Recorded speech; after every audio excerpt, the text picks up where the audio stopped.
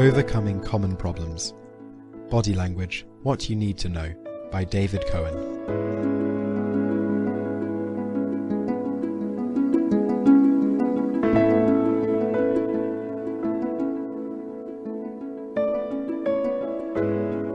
Introduction.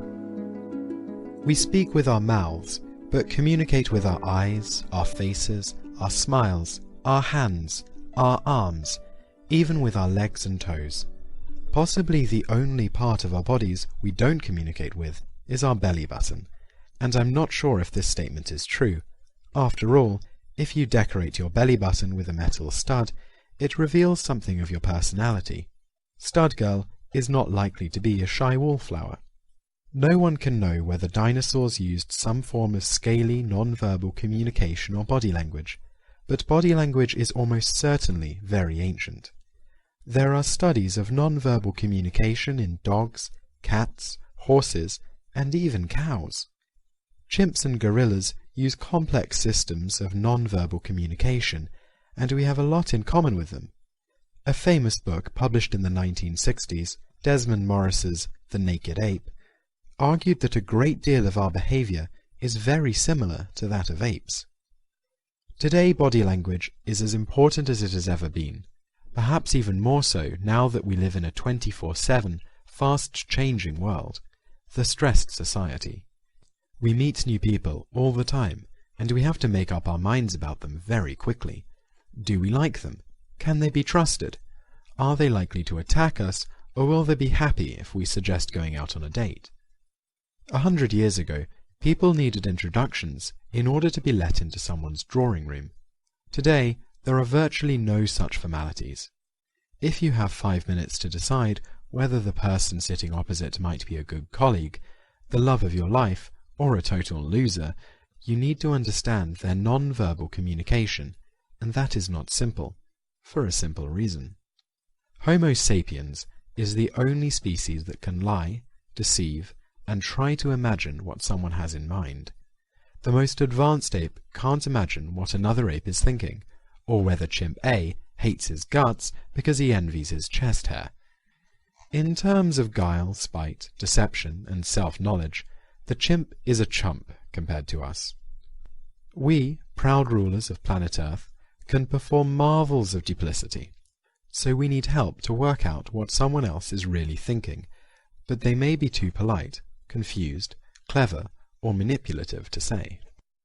As we shall see, individuals differ in how well they understand body language. People who suffer from autism and schizophrenia find body language almost impossible to grasp. According to psychologist Sergio Paradiso, 1999, of the University of Iowa, as we interact with people, we make judgments that we're not consciously aware of.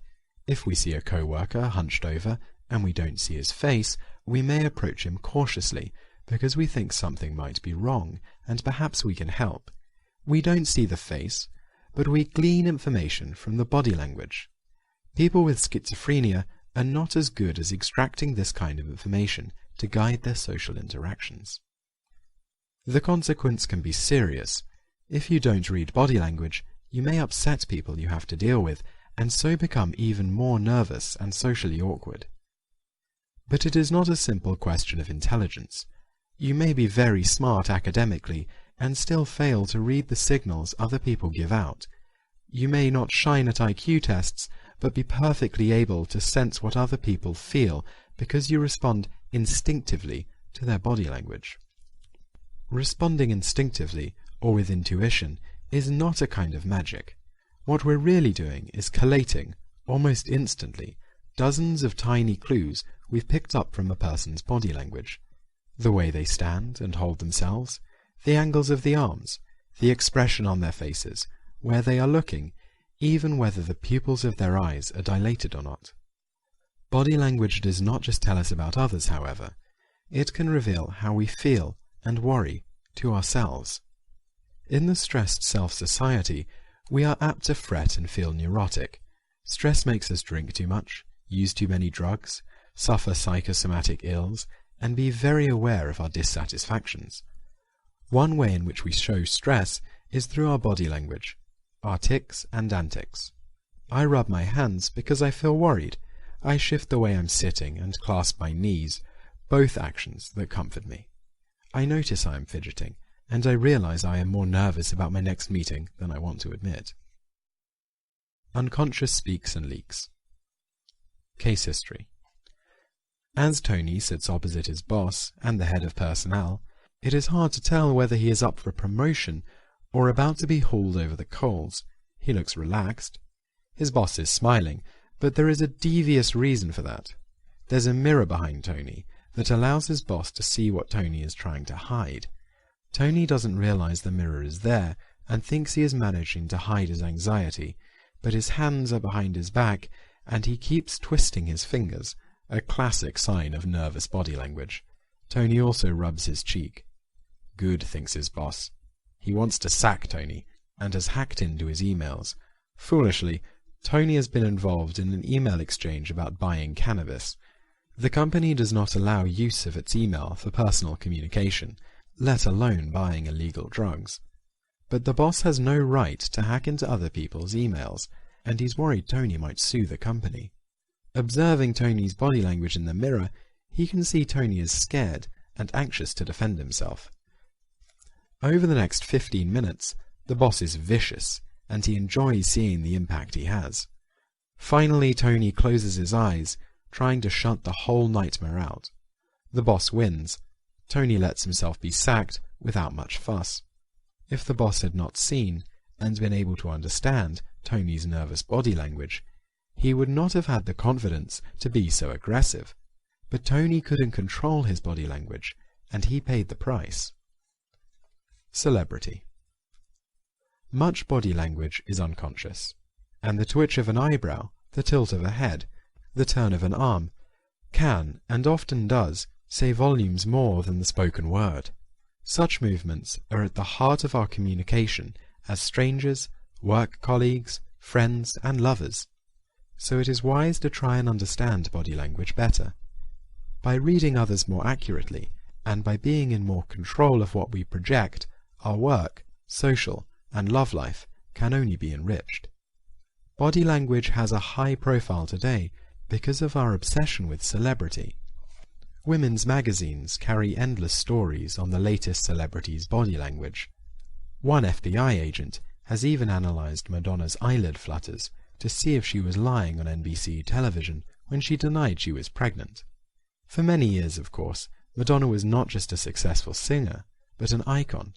She had the perfect body. The perfect body. The media are full of images of perfect women and men, which creates anxiety and unrealistically high self-expectations in the rest of us. 1/3 of men and 70% of women think they are too fat or too large. Body image disorders are rife, including anorexia, bulimia, and body dysmorphia, a disorder in which a person has a distorted view of his or her body or a part of the body. Yet our idea of the perfect body has changed. In 1917, for example, the physically perfect woman was about 1.6 meters, 5 foot 4 inches tall, and weighed 63 kilograms, nearly 10 stone. In the early 1940s, people with thin, bony bodies were perceived as nervous, submissive, and socially withdrawn. Marilyn Monroe, on the other hand, had the ideal female body, curvy or hourglass-shaped. By the 1980s, however, curves were yesteryear. Supermodels were rake-thin, and an ounce of fat was, as is, a Greek tragedy. Even 25 years ago, however, top models and beauty queens weighed 8% less than the average woman. Now they weigh 23% less. Only 5% of women achieve what the media currently decree is the ideal weight and size. It would help, in theory, if we had a more objective idea of how we look. If the old-fashioned mirror isn't good enough, it is possible to try 3D imaging of the body. This is called body metrics. Some very new research by Professor Philip Treleaven of University College London, 2006, claims we now know better than ever before what we look like and what we find attractive about other people. Since 1920, the average woman's breast size has increased by 4 inches, her hips by 6 inches, and her waist by 8 inches, according to Treleaven. Despite all these changes in fashion, Treleaven's research suggests that often we still read bodies in age-old ways. For example, men tend to find the fuller female more attractive, while women prefer men with a very low percentage of body fat, whether they are thin or muscular. There are biological reasons for these preferences. Larger women may appear more fertile, or find it easier to give birth. A man with a big chest looks as if he can protect his family. What is seen as the perfect body may change, but aspects of body language do not. Body language, and how it is perceived, is embedded deep in our biological heritage, so that we are often not even aware of using the clues it provides. In this book, I hope to offer a useful introduction to the latest research on body language, and practical tips that will help to understand other people's body language and manage our own. The more we know about the art and science of body language, the better we will be at these very necessary skills. Among the themes I cover are 1. Meeting someone for the first time. 2. Dating. 3. Trying to work out how someone feels about you. 4. Trying to ascertain whether something is going wrong with your significant other. And work situations, such as 1. Being interviewed for a job. 2. Being interviewed for a promotion. 3. Everyday dealings with colleagues, which can involve conflicts that sometimes get very tense. Chapter 1 looks at the history of body language research and its controversies.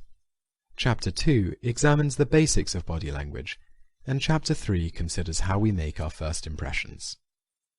Chapter 4 analyzes the question of personal space, what it means, and the conscious and unconscious moves we make to protect it. Chapter 5 looks at the many small and not so small details of body language, such as what we do with our hands. Chapter 6 covers the latest research on eye contact. Chapter 7 summarizes 40 years of research into facial expressions, what we can read from other people's faces, and how we control our own facial expressions. Chapter 8 moves on to the work environment and examines body language in the office and the shop. It looks at body language in interviews, how to dissect the boss's tics and fidgets, and how to cope if you were in trouble at work. It also examines an unusual technique called paradoxical intention. Chapter 9 looks at flirting, fancying, and sex, how to tell if someone of the opposite sex is interested in you, and, just as important, how to tell if they're not. Chapter 10 examines lying, how to tell if people are lying to you, and yes, how to prevent your own body language reveal you are lying. Chapter 11 looks at body language in different cultures, and suggests why Arabs may find it hard to grasp the nuances of Japanese body language. Chapter 12 sums up what I hope readers will have learned.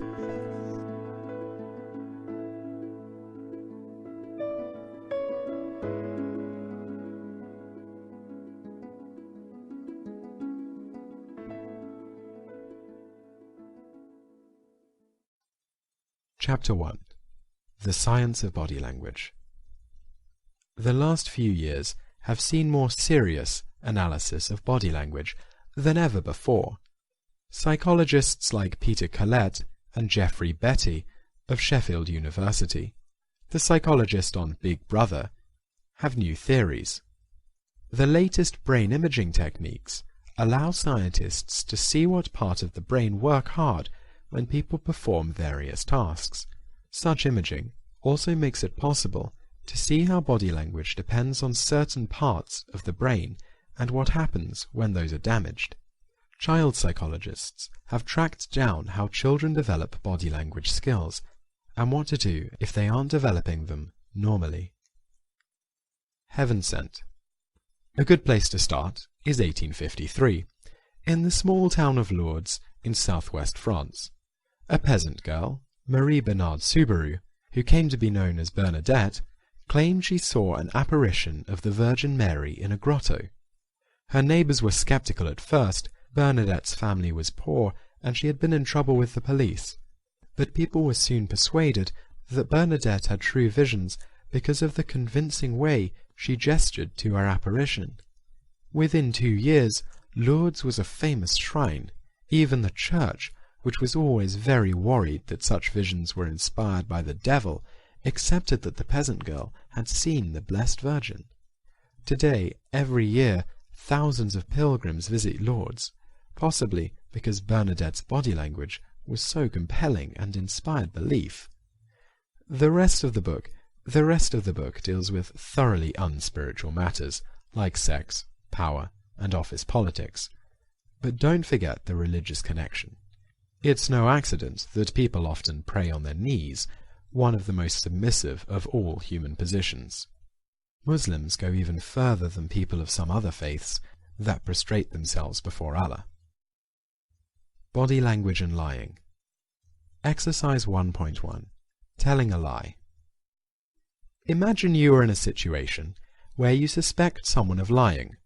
Write down the 5 key things you look for in both their words and their body language. As this is early in the book, you may need a few clues to gestures that often accompany lying.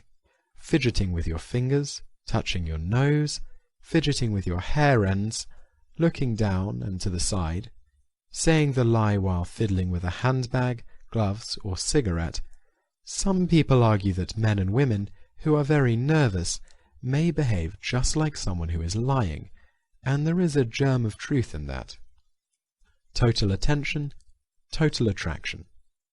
Carl Rogers, 1902 to 1986, a famous American therapist, built a school of theory on giving clients what he called unconditional personal regard. It meant simply that when he sat across the desk and listened to them, he let them know he was listening with total concentration. Some of his techniques were: 1. He gave clients time to talk. 2. He nodded his head to encourage them to go on. 3. He waited patiently when they paused. 4. He often leaned forward to create a more intimate feeling of rapport. Many of us are not born listeners, but there is nothing mysterious about developing the skill, just as there is nothing mysterious in understanding most aspects of your own personality. Something you need to know if you were to become an MBL, a Maestro of Body Language. Exercise 1.2. Know Yourself Test. Use a scale of 1 to 5, where 5 means always true of me, 4 means quite often true of me, 3 means sometimes true of me, 2 means very occasionally true of me, and 1 means never true of me. How do you rate yourself on the following questions? 1. I worry about what people think of me. 2. I ask myself why I behave the way I do. 3. I check myself in the mirror before I go out. 4. I get nervous when someone I think of as a friend acts in a way I don't understand. 5. I worry that I am far too vain. 6. I get nervous when I go into a room and I know no one there. 7. I like to try to work out what other people are thinking. 8. There are certain things about other people's body language I always notice. 9. I think it is important to be calm, cool, and collected. 10. I wished I looked different, was better looking, like Nicole Kidman or Brad Pitt, but I don't lose sleep over it. 11. I find it hard to concentrate on listening to what other people have to say. 12. I am often anxious that I may not make a good impression. 13. I like observing other people. 14. I like observing other people when they don't realize I'm doing it. 15. It bothers me that other people may guess what I'm thinking by just looking at me. Answers. In theory, you could score 75 on this test. Questions 1 to 6, 12, and 15 assess your anxieties about the impression you make. If you are always anxious about these issues, You could score as high as 40 on these questions. The utterly unanxious will score 8. A total of 30 to 40 suggests you are very anxious about how you present your body language. A score of 20 to 30 suggests you are somewhat anxious about this. Under 20 suggests you are quite relaxed about this. Questions 7 to 11, 13 and 14 are about detachment and being curious about body language. You could score 35 on these questions. If you score between 25 and 35, you are very curious about other people's body language and quite detached. If you score 15 to 25, you are averagely curious and averagely detached. If you score under 15, you aren't really interested in other people's body language and are missing fascinating clues about how people behave. Controversy. Today, experts on body language are in the middle of a controversy. Traditionalists claim that you can divorce nonverbal behavior almost entirely from words. Perhaps the most extreme claims are made by a Californian psychologist, Professor Albert Mehrabian. He said in the 1970s that 7% of meaning is in the words that are spoken, 38% of meaning is paralinguistic, the way the words are said, 55% of meaning is in the facial expression that accompanies the words. Nonverbal cues account for 93% of the meaning we take from any interaction, according to Mehrabian, 1972.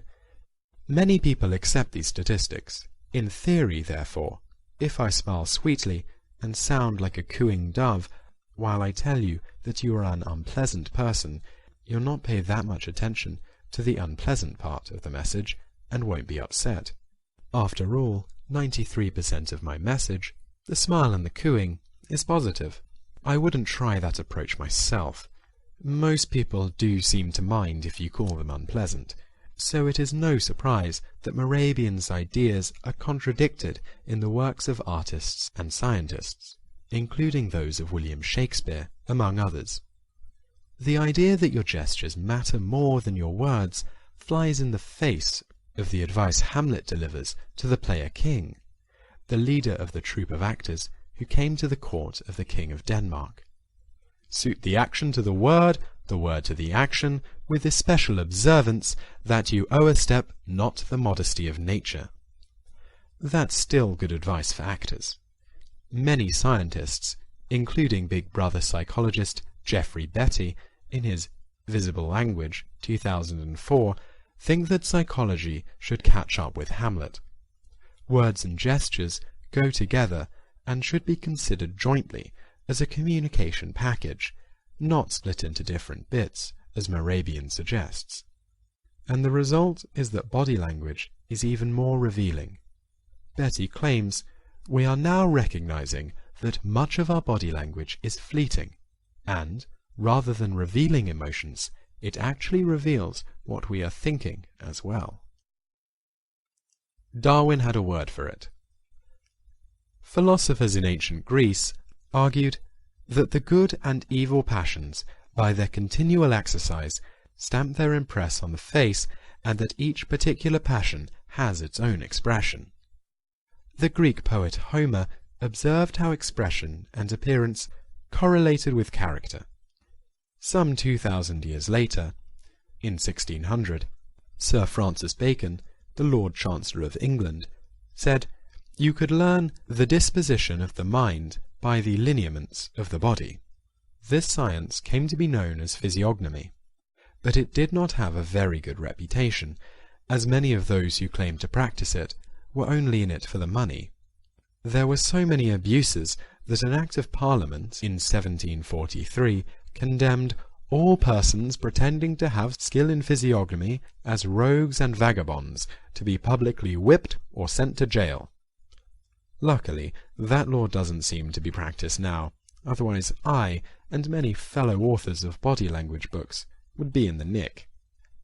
By 1872, it was safe for the eminently respectable Charles Darwin to publish The Expressions of the Emotions in Man and Animals.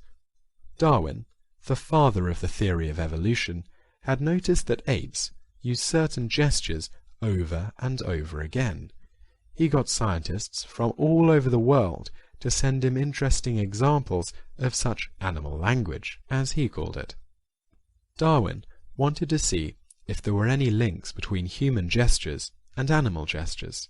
He got hundreds of replies, especially descriptions of teeth-baring, laughter, and displays of triumph, when apes tended not to just thump their chests, but also leap, run, and yelp. I would never suggest that today's footballers remotely resemble gorillas, but shall we say that when certain bull wizards score, they behave in ways Darwin would have recognized. The alpha ape thumps his chest after socking it to a lesser ape.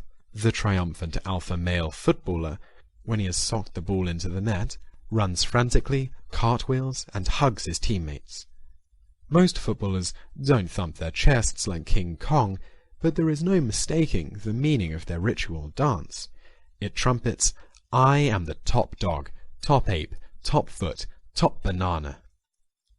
There are some differences between the ace gorilla and the ace sharpshooter, however.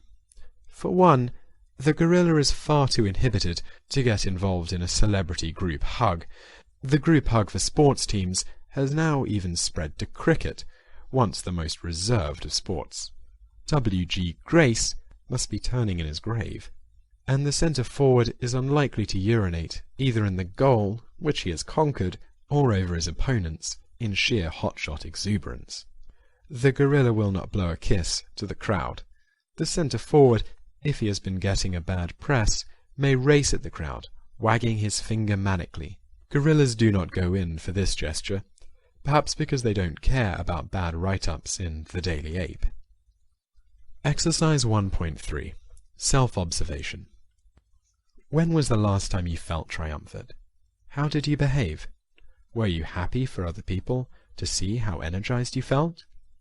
If you wanted to hide it, what did you do to conceal your sense of triumph?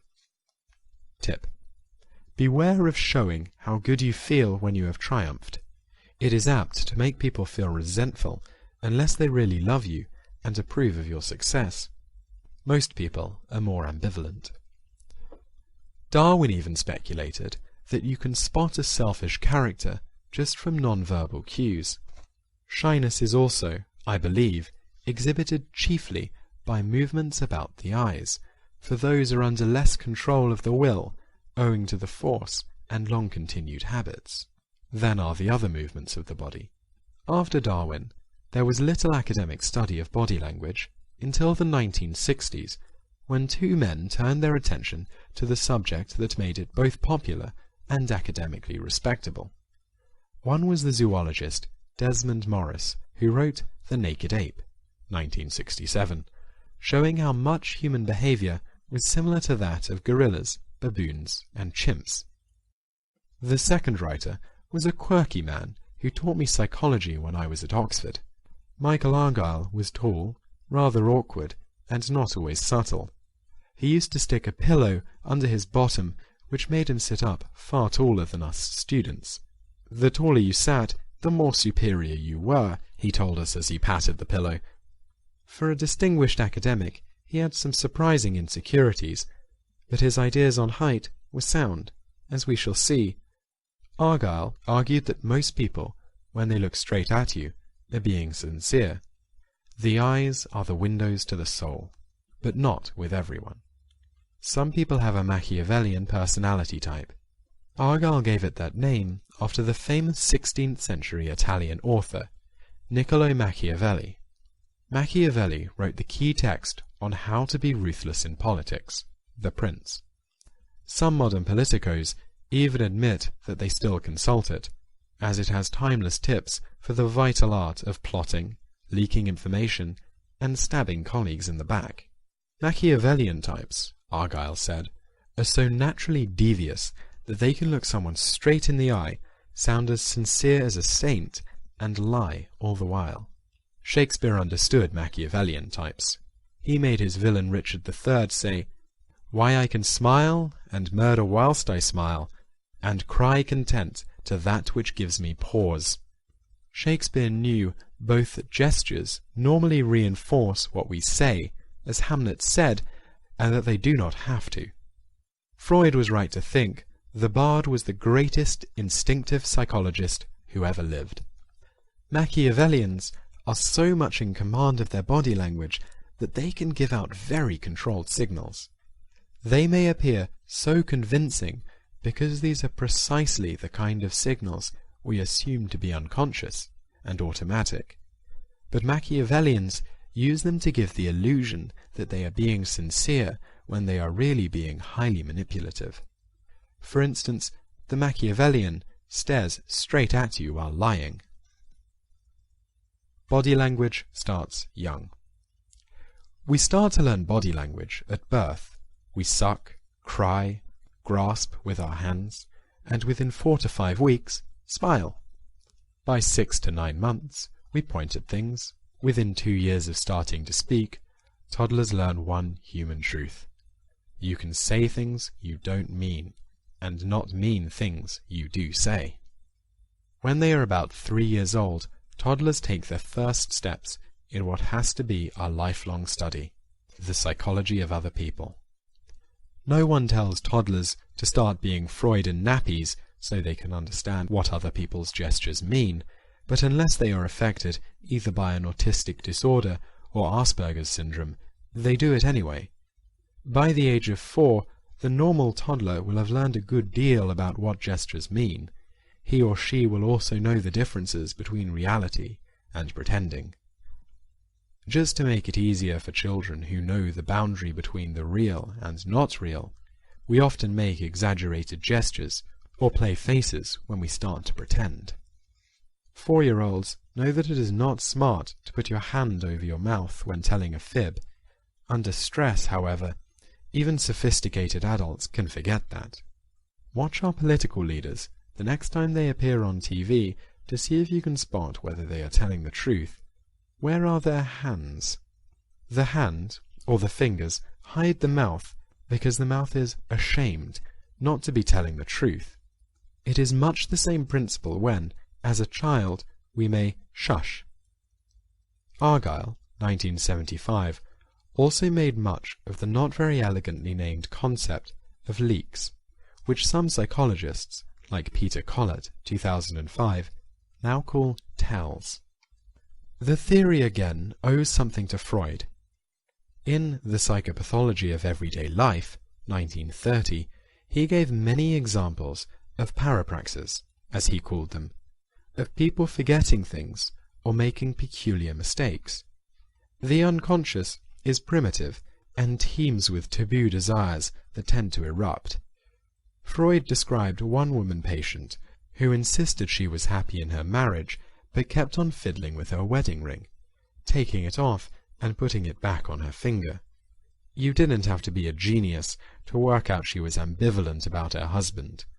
Unconscious motives and wishes will get out. Not all of them are as telling or transparent, however, as the wedding ring fidget.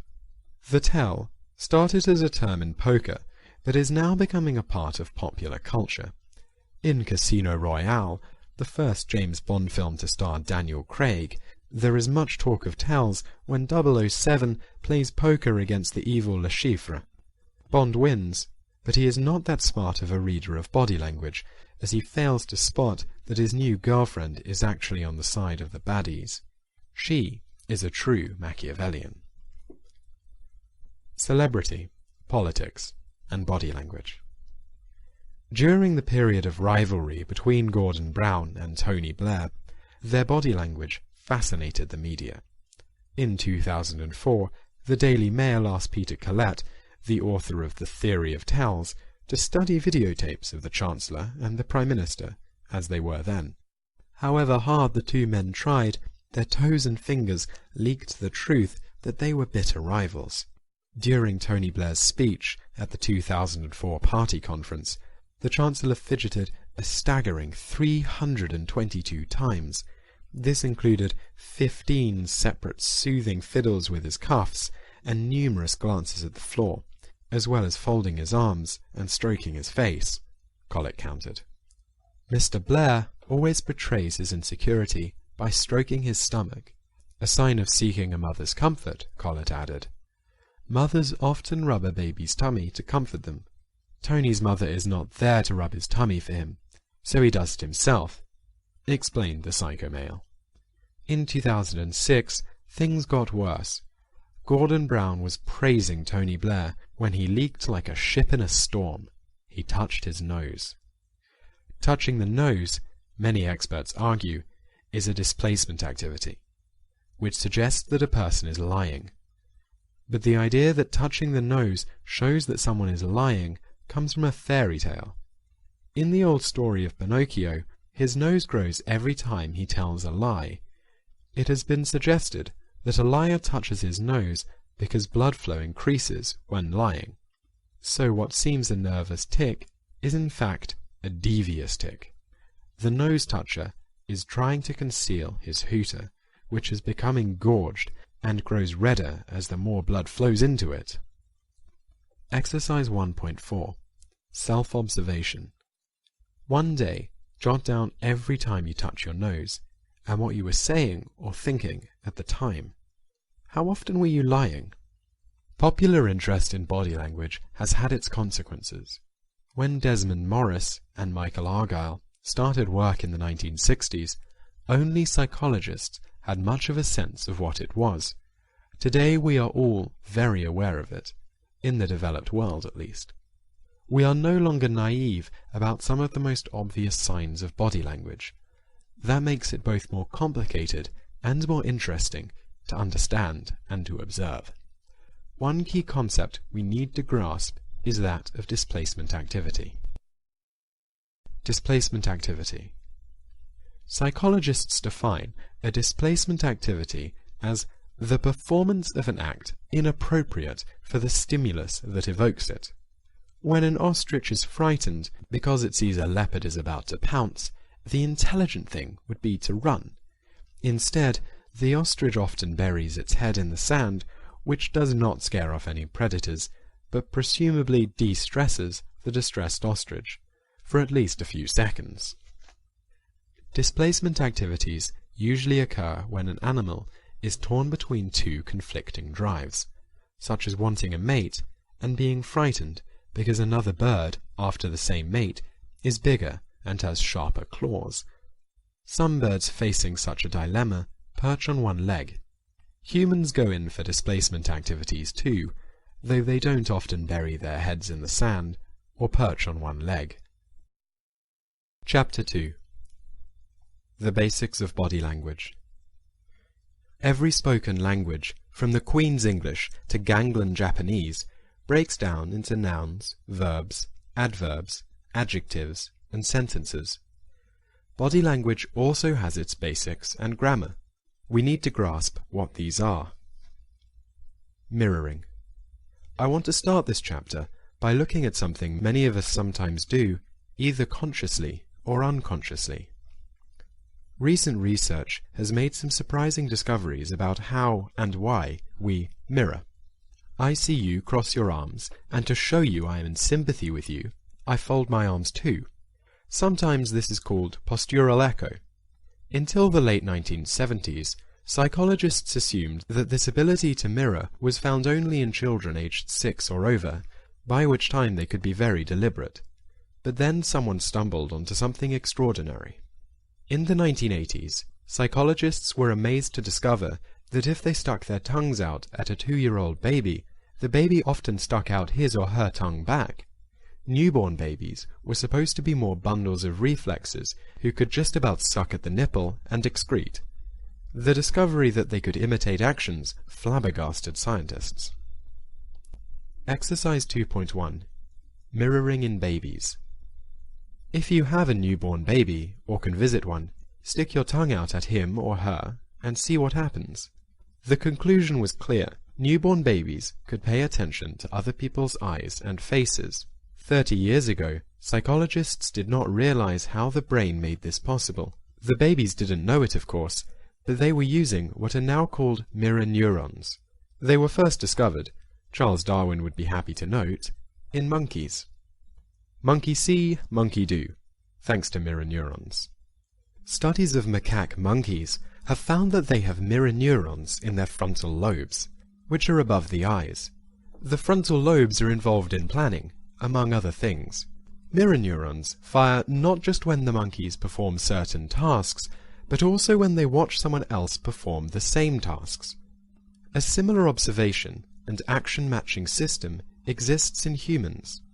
When I see you cross your arms, neural circuits that tell me to cross my own arms start firing in my brain. When you see someone who looks angry, hurt, or happy, your mirror neurons activate circuits in the brain for anger, hurt, or happiness. A recent study in Germany by Andreas Hennenlotter, 2005, looked at what the brain does when we smile. He used brain imaging to see what was happening both when subjects smiled and when people smiled at them. The neurons that started to fire when someone smiled at them were much the same neurons that fired when subjects themselves smiled. Enthusiasts claim these neurons help explain how we manage some very surprising skills, including imitation, intuition, empathy, and, according to some, mind reading.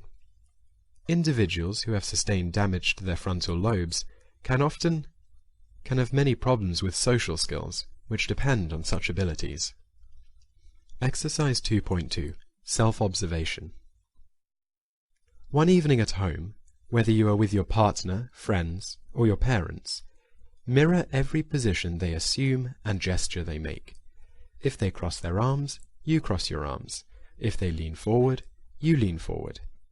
Do this for 15 minutes, and try to keep count of how many of their gestures you mirror. Then ask if they noticed anything odd about your behavior. The best answer, of course, is that they did not notice anything.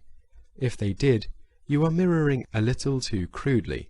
You want them to feel you are giving them empathic support, but not to realize just how you are doing it. Some of the other basics of body language are facial expression. The human face is hugely expressive. Often, you do not have to say a word for someone to understand you are happy, or sad, or frightened. We are good at recognizing 6 basic emotional expressions: happiness, disgust, sadness, fear, anger, and surprise. Normal children can read the meaning of the look on the face from the age of 4, if not earlier. By the time they are 5 years old, they are quite good fakers. They know how to look happy or sad, even if they don't feel like that, though they tend to exaggerate the expressions a little while learning to deceive. One could argue that children have to learn this. If we were honest all the time, life would be even more stressful. So our faces don't always reveal what we feel. One of the problems children with autism have to cope with is that people find it hard to react to children who always tell the literal truth. Movements of the head. The average human being nods 100 times an hour when they are not alone. To nod consciously is usually to say yes, but the really interesting nods are those that people don't necessarily notice. These signal, for example, that I am listening to you, or that I would like to say something now. There has also been much research on the origin of head shaking, which seems to mean no in nearly every culture. One suggestion is that when babies have had enough of their mother's milk and no longer want to suck at the nipple, they turn their heads away. It's one of the first actions over which the baby has control, and that is how people learn to shake their heads to say no. Angle of the body to others. The way a person positions their body to other people is key. It can be open or closed, welcoming or defensive. It has been argued that there are basically 8 ways the body can be positioned in relation to other people. Exercise 2.3. Self-observation. What position do you get into when you are sitting with someone you love? How does it change if he or she has said something that really annoys you? Think of the last time you made up with someone. How did your body positions change during the process? One of the nicest ways to position your body in relation to a lover is to spoon round them, or for them to spoon round you. It's no accident that the spoon resembles the fetal position. Many women psychologists point out that men sprawl and just take up more space than women do. A typical male sitting position is with both knees jutting outwards, while women sit more neatly. Hand gestures. Gestures are used in myriad ways, to empathize something that is sad, or sometimes instead of words. But there are also times when gestures contradict words. For example, if someone says she thinks an employee has just done a good piece of work and taps her fingers on the table, or worse, bites her nails, he should watch his back. These are not usually glowing signs of warmth, and so they suggest she is being insincere in her praise. The position of the palms is also a critical cue. An open, upturned palm suggests vulnerability, and conveys a very different meaning to a palm which faces down, let alone a clenched fist. Arm gestures and positions. Arm gestures are bigger and cruder than hand gestures. Many people feel clumsy because they sometimes just don't know what to do with their arms. One solution is the royal one. Prince Charles often either puts his arms behind his back or sticks his hands in his pockets, which, of course, means he does not have to worry about what to do with his hands or arms. But the pose can also suggest that you have something to hide. We often use our arms to include other people, but we can also use them to reject others. The arm around your shoulder says, "I'm with you," or "I want to protect you." If we cross our arms, however, it is a defensive gesture, a barrier which says, "Do not come near me." Movements of other parts of the body, like knees, ankles, and feet, are under less conscious control than movements of the arms and hands. One sign of this is a classic illustration called the homunculus, which shows how much brain space is devoted to different limbs. Much is devoted to the lips, hands, and fingers, knees, feet, and ankles. We are less aware of people looking at these extremities to judge what they feel. Our knees and feet aren't always conveying profound messages, but they do often indicate how nervous a person is. Leaning forward when sitting and clasping both knees with the hands is a form of self-touching, of seeking for comfort. It also means, "I am about to leave," according to Desmond Morris, the author of The Naked Ape. The following are some very common foot positions people adopt without necessarily being aware of them. 1. The toes are splayed out towards someone else or turned inwards. The first position is essentially an invitation to interact. The second is the opposite, a warning to leave you alone. 2. One foot is wrapped around the other ankle. This position suggests you are anxious and you are touching yourself partly to counter that anxiety. 3. One foot is tapping. This can be a sign of anxiety, but it can also force you to concentrate by building up body tension. Next time you spot someone with his ankle wrapped around the back of his foot, ask him if he remembers when and why he did it. He probably won't. Crossed legs are usually a defensive posture, as are many instances when we touch ourselves. Many of these touches are self-comforting or self-protective. If I am scared, I hug myself. But such gestures can also serve as get alert signals. People do literally pinch themselves. Medieval monks were given to flagellating themselves as a penance, but it also kept them alert. Gaze and eye contact. The way we look at people is profoundly revealing. Do we stare? Do we look quickly and then look away? How long do we keep looking? Eye gaze has fascinated people throughout the ages. Sumerian clay tablets dating back to 3000 BC tell how Erishkigal, goddess of the underworld, had the power to kill Inanna, goddess of love, with the eye of death. Less dramatically, in our day, eye contact has been the subject of much research. Social codes of looking. The 6 muscles that cooperate to move each of our eyeballs are ancient and common to all vertebrates.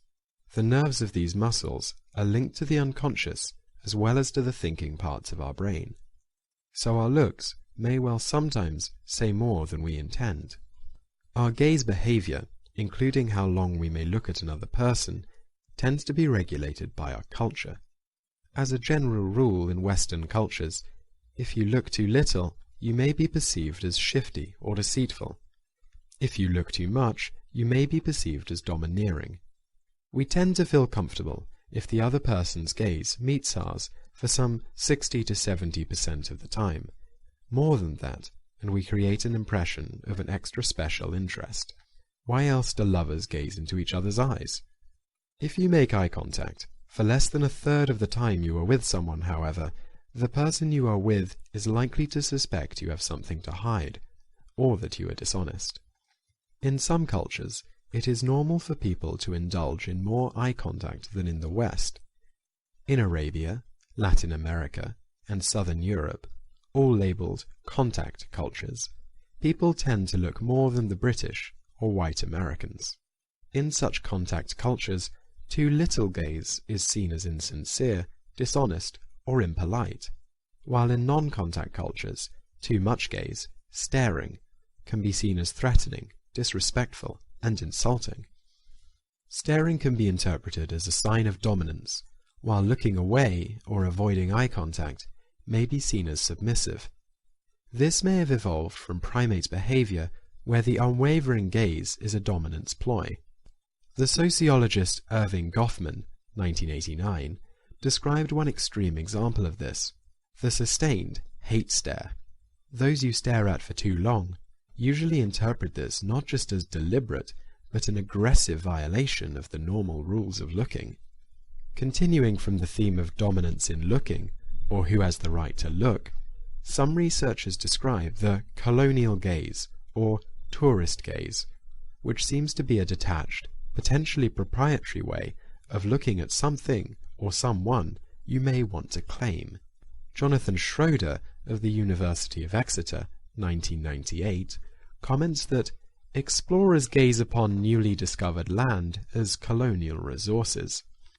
Closing your eyes when you speak, or constantly fluttering the eyelids to give a closed-lid effect, is often disconcerting for those who are listening to you.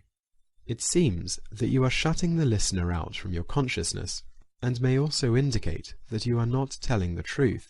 You may do this out of habit, and are quite likely to be unaware of it. But the impact is very negative. Closing your eyes when you talk to someone is not one of the most sympathetic of eye gestures. At the other end of the scale, attractiveness can be directly related to the size of a person's pupils. Studies have shown that people, especially women, are perceived as more attractive if their pupils are dilated more than normal. In some cultures, belladonna was, and sometimes still is, used to enlarge the pupils. Gaze has been said to convey sexual orientation. Some gay men claim they can recognize each other by a special gaze, described as not only lingering, but also a visual probing, by author Patrick Higgins in his book A Queer Reader, 1993. Psychologists regularly film meetings, the way parents and children behave, and what people do on first dates, to study what eye contact reveals. Video cameras now make it possible to track minutely where people are looking, and sometimes they look at their own body, or parts of it. Such self-gaze is quite revealing, especially when these looks are very quick, and it is quite often unconscious. The looks are signs of anxiety, as if people are checking that they are actually still there and still exist. The conscious look in the mirror is quite different. Some schools of therapy, like neurolinguistic programming, claim that where someone looks reveals much about what he or she is thinking, a claim I will examine in Chapter 9. Tics and displacements. We are often not aware of what we are doing. I think I am gazing intently at you, but at the same time I'm also scratching my cheek and checking my tie. Both of these are perfectly acceptable, but they suggest sometimes underlying anxieties. Women often touch their hair and flick it back. Sometimes we become unable to control particular tics and displacement activities, which can be acutely distressing. And, as I've already mentioned, displacement activities are often the result of stress or ambivalence. I pick at the lint on my suit because I am so excited I need to do something. I want to hold your hand, but I'm afraid I'll be rejected. Case history. A good example of displacement activity was given in an interview with Nico Tinbergen, the Nobel Prize-winning animal behaviorist. Tinbergen told me, "When one of my children began to yawn compulsively, our family doctor said, 'She seems to be very tired,' and I had to explain to him that she was scared stiff. It is a very common displacement activity, such as scratching or biting your nails when under slight stress." Exercise 2.4. Self-observation. What tics do you have? Write down 6 of the things you do when you're anxious. Ask somebody close to you how many of them they notice. Do you want to change them? You can, by working out what they are and developing a training routine so that they stop being your normal, unconscious responses. I hope I have made it clear that these basics of body language give rise to a dilemma. How do we know someone means what they are saying to us? Or, to put it more poetically, you're smiling. I wonder if you mean it. I'm as sure as can be you're asking the same question about me. My poem is inspired by a book written by R.D. Laing, a famous psychiatrist of the 1960s and 70s. In Knots, 1970, he explores the tangle of human relationships in such verses, and returned time and again to the big question, how do I know what you are thinking? And the more self-obsessed ones, how do I know what you're thinking about me? Am I revealing things through my body language that I don't want to reveal? If I am revealing anxieties, weaknesses, and secret impulses, what can I do to change the way I leak clues? Leak isn't a very elegant way of putting it, but it is, as we have seen, the jargon psychologists use. The question of what someone thinks about you starts the moment you meet them.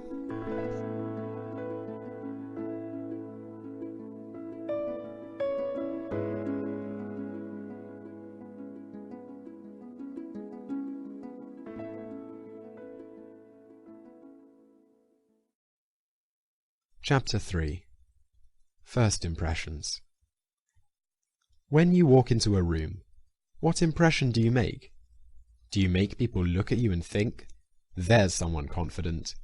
Or do they think, "Poor pathetic creature"? Or, worst of all, do they not notice you at all? In 1979, an American psychologist, Robert Zajonc, published a theory of hot cognitions. He claimed that we make almost instant judgments when we encounter new people. Within 3 seconds of meeting someone new, we decide whether we like them or not. Our response is not so much a rational assessment as something emotional. Sometimes we call it chemistry, but what triggers this chemistry is less clear. Brain research shows how quickly this chemical reaction happens. It takes about 400 milliseconds to trigger a response, either positive or negative. Initially, Zajonc argued that there was nothing we could do to affect someone's hot cognitions of us, but that has changed as we have discovered more and more about what creates good and bad first impressions. Exercise 3.1. Self-observation. You are going out on a date. What do you do? Does anxiety make you pause, check, and recheck yourself? Do you resent all the trouble you are taking? Or do you think you look okay as it is, and if he or she likes you, it won't make any difference? In the past, only women spent much time making up and grooming themselves, but in the past 15 years, men have also started to prettify themselves, so there is now a large industry devoted to male beauty products. We are endlessly neurotic about our appearance, but luckily there are always experts willing to help. Image makers. Michelle T. Sterling founded Global Image Group, which helps clients develop a strong first impression and brand identity through wardrobe and image development, communication, etiquette, and protocol skills. She argues that each and every one of us is a brand, and adds, "People appraise your visual and behavioral appearance from head to toe. They observe your demeanor, mannerisms, and body language, and even assess your grooming and accessories, watch, handbag, and briefcase. With only 3 seconds, you make an indelible impression. You may intrigue some and disenchant others. Once the first impression is made, it is virtually irreversible. But there is hope, Sterling claims. You can learn to make a positive and lasting first impression, modify it to suit any situation, and come out a winner. Doing so requires you to assess and identify your personality, physical appearance, lifestyle, and goals. I don't promise this book will turn you into a global brand, but it should at least make you aware of some of the ways you can go wrong, and help you start to fix your flaws. Mr. Tall conquers all. Consider these 2 descriptions. She walked into the room, her shoulders held high, and smiled. He shambled into the room and slumped down on a chair in the far corner. We form images of these 2 people quickly, partly because we associate posture with personality and self-confidence. The first element of good body language has been known for centuries. In ancient Rome, soldiers were taught to stand up and to stand tall. If you slouched on your spear, the centurion yelled at you, as the drill sergeant will today, 2,000 years later. The idea that standing tall conveys self-confidence, poise, and good character is deeply ingrained in all human beings. It comes from our animal heritage. The animal who stands tallest in the pack is often the leader of that pack. Men are very aware of their own height, and may fret about it, because they believe women prefer men who are above average height. In November 2006, a quick trawl of the lonely hearts in the Sunday Telegraph showed that the first word men used to describe themselves was not sexy or intelligent or charming, but tall. The same was true in the Times of the 17th of November 2006. 12 of the 39 men who were looking for women said they were tall, and good-looking, tall and interesting, or tall and solvent. Tall is all. Until recently, short men were stuck. Few things look as silly as men who wear shoes with high heels, but now new shoe technology offers hope. On the internet, you can buy height-increase insoles or individually made status shoes. No one can spot that they're giving you a lift. These force you to walk on tiptoe, but can increase your height by between 8 and 10 centimeters. But if you don't want to mess around with fancy shoes, at least you can make sure you stand tall and straight. When a confident person enters the room, he or she looks around to size up the situation. Socially skilled individuals pause briefly and head in a definite direction. They are then adept at inserting themselves into a group without appearing to be barging in. Decide which group you are going to make for. Once you have made that decision, don't waver. Spot a gap between people where you can fit yourself in. If there is no obvious gap, hover on the edge of the group. Place your feet so that they are gently nudging in. You can then gradually introduce yourself into the circle. This can be done in 2 ways. 1. Without saying a word, by leaning in with one shoulder and moving your feet. 2. By saying something to announce your presence. Then the group has to be quite rude to reject you. It is much harder to insert yourself into a group if your posture lacks confidence, because you will not nudge your shoulders and feet so easily into the circle. Tip: if you feel unsure about how to do this, you can practice it with 1 or 2 friends. The art of inserting your shoulders is a subtle one. The most solid finding is simple and not surprising. Someone who stands looks more dominant than someone who is sitting. Height really matters, but so does the way you sit. A man who is sitting hunched into himself and does not look out or at anyone. This posture suggests depression and lack of confidence. Sometimes, however, posture can scream that someone is an overconfident layabout. The man who has put his feet up on his desk almost certainly has an inflated ego and is very possessive of his territory. That pose says, I own it all, and I don't care how rude it looks. Don't do it. And be on your guard against anyone who does, and of the slightly less offensive soul who drapes his leg over a chair when talking to you. To test how good your posture is, you have to be prepared to be self-critical in the mirror. Exercise 3.2. Self-observation. The look in the mirror test. Strip down to your underwear. Stand in front of a large mirror. Breathe deeply. Close your eyes. Count to 10. Open your eyes. Focus on yourself in the mirror. The first thing you have to work out is, are you standing straight? Turn and look at yourself in profile. This is the best position in which to judge how straight you are standing. Watch for the angle of your head. Is it held high, or is it inclined? Sloping down to your shoulders. If it's sloping down, stretch it back till it is straight. An acid test of how straight you stand sounds like something out of ballet school. Place a book on your head. Does it fall off at once, or can you, first, just keep it balanced on your head, standing still? If you can do that, try walking 2 steps, then 5 steps, without the book falling off. If you can manage 5 steps without the book falling off, you are really standing straight. Tip. If you were in a relationship, you can observe each other, and time which of you can keep a book on their head longer. But don't try this with anything heavy. A friend of mine tried carrying a container of water on her head after seeing a film on women in Africa, where they do this all the time.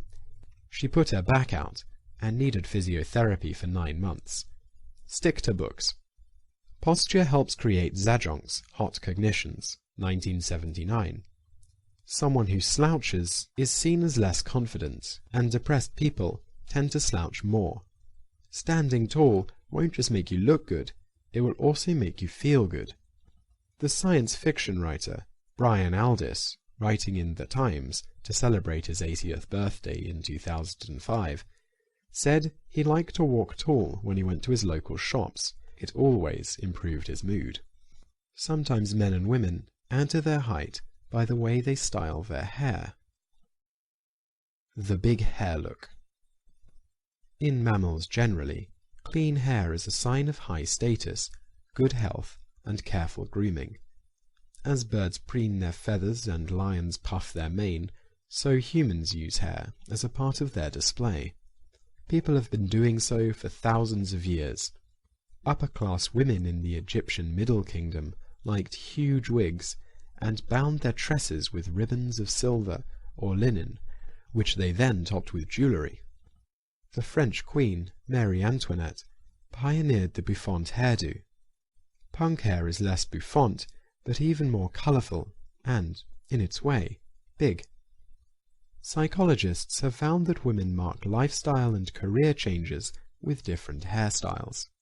According to Grant McCracken, in his 1997 book, Big Hair, A Journey into the Transformation of Self, your hair also signals some aspects of your personality, according to a Procter & Gamble study by Marie Lafrance of Yale in 2000. She found that, in the USA at least, hairstyle plays a significant role in first impressions. For a woman, short, tousled hair conveys confidence and an outgoing personality, but does not suggest she is sexy. A medium-length, casual haircut suggests intelligence and good nature, while long, straight, blonde hair projects sexuality and affluence, and letting your roots show is seen as a sign of depression. Tip. If you feel low, get your hair done, and your nails. The next hurdle in the first impression stakes is how you greet someone. Greetings, handshakes, and social kissing. Watch people arriving at any function. After the hosts and the various guests have embraced, they back off, and one or both always looks away. Anthropologist Adam Kendon, 1994, calls this the cutoff, and thinks it may be an equilibrium-maintaining device, as does F. Davis. Every relationship, except a very new one, has its own customary level of intimacy. and if a greeting is more intimate than the relationship warrants, some kind of a cut-off is needed afterwards so that everything can get quickly back to normal. One theory claims that the first people to shake hands were the tribes of the Yemen at the southern tip of the Arabian Peninsula. As Islam spread, the practice grew. In the New Testament, however, St. Paul mentions in Galatians that when he visited Jerusalem and met with James, Cephas, and John, they each gave him the right hand of friendship. If the Bible is right about body language, that would suggest Greek and Roman citizens were shaking hands in order to bond long before Islam started. Another theory claims men shook hands because they could not shake if they were carrying a sword, dagger, or gun. In the Middle Ages, when knights were always rapiering each other, offering your open hand showed you came in peace and were not concealing a weapon. But whenever the handshake started, it appears to have gone out of fashion by 1660. In 1662, the diarist Samuel Pepys wrote as if handshaking were a new-fangled custom. His entry for Saturday, 15th of February, 1662, runs, "With the two Sir Williams to the Trinity House, and therein their society had the business debated of Sir Nicholas Crisp's house at Deptford. Then to dinner, and after dinner I was sworn a younger brother, Sir W. Ryder being deputy master for my Lord of Sandwich, and after I was sworn, all the elder brothers shake me by the hand. It is their custom, it seems." If it was their custom, it seems, shaking hands could hardly have been that common. The Quakers also introduced the handshake among themselves around 1660. They felt it was more egalitarian and less flowery than the usual bowings, scrapings, and salams. The second American president, Thomas Jefferson, who entered the White House in 1797, encouraged shaking of hands for similar reasons. The good shake. Today, the handshake is a universal gesture from Tokyo to Tottenham. The Japanese used to bow to introduce themselves, but as they have become increasingly westernized, they shake hands more. But shaking hands is not as simple as it seems, because the wrong shake suggests a flawed personality. Cordillo, 2002, a psychologist who has made the handshake her life study, argues that if you proffer a limp handshake, you are likely to be seen as insecure and untrustworthy. Those who give a full, firm handshake will be judged to be more outgoing, more open to new experiences, more conscientious, and more agreeable. Women who shake firmly get rated as more intelligent. Cordillo stresses, for example, that nurses must know how to shake hands well, both to reassure patients and to establish their own professional status. A good shake also requires steady eye contact. You should look at the person you are shaking with, straight in the eyes, though without staring too hard at them. Exercise 3.3. Self-observation. Write down what you find off-putting when someone shakes hands with you. When shaking hands, the position of the palms reveals a great deal about the different status of the shakers. When the top palm clamps down on the other, this is the position of power. The infamous Nazi salute was palm down and signaled their obsession with power and control. A complete opposite is Roderick Spode, a ludicrous would-be dictator invented by the English comic writer P.G. Wodehouse. Spode fails totally as a leader, and what is his movement's salute? The Spode salute has the palm pointed up, not down. No one who wants to be seen as a strong man should place his palms in a position where someone else can slap him down. The high fives greeting is interesting, as both parties keep their palms vertical, so no one dominates. There are other traps to avoid. Cordillo, 2002, warns against a two-handed shake. Using the other hand to cover the clasped hand may be meant as friendly, but this can be misconstrued as motherly, controlling, or too intimate. One exception to this rule, however, is when there is a big gap in status between those shaking hands. Bill Clinton is famous for clasping both hands over those he shakes with, and that is always seen as a sign that he cares for ordinary people. People felt flattered if the President of the United States lingered in physical contact with them, but if someone normal puts his free hand on the other person's shoulders or grips their forearms, he is invading the other person's personal space, which may be resented. In an amusing aside, Cordillo advises people who suffer from sweaty palms to keep a handkerchief handy and dry their hands just before shaking. The question of how long to keep shaking is also the subject of research. Let go too soon, and that suggests you think the other person's hand is dirty and that you don't want to be shaking it anyway. Cling on for too long, and you seem to be invading the other person's space. The perfect length of time to hold onto the other person's hand is 2.7 seconds, according to Cordillo. Greetings and personality. Your movements should give an impression of your personality. People who make strong, definite movements are seen as more dominant. We also see people as more dominant if they gesticulate more, make more eye contact, and show more animation on their face. To look more dominant: 1. Make definite moves. 2. Make these moves forceful. 3. Keep eye contact. 4. Animation on the face. To look weak: 1. Wear more clothes. 2. Make smaller gestures. 3. More hand and ankle gestures. 4. Lack of expression. Submissive women also tend to stay in the same posture for longer, while women who move more are seen as dominant. Exercise 3.4.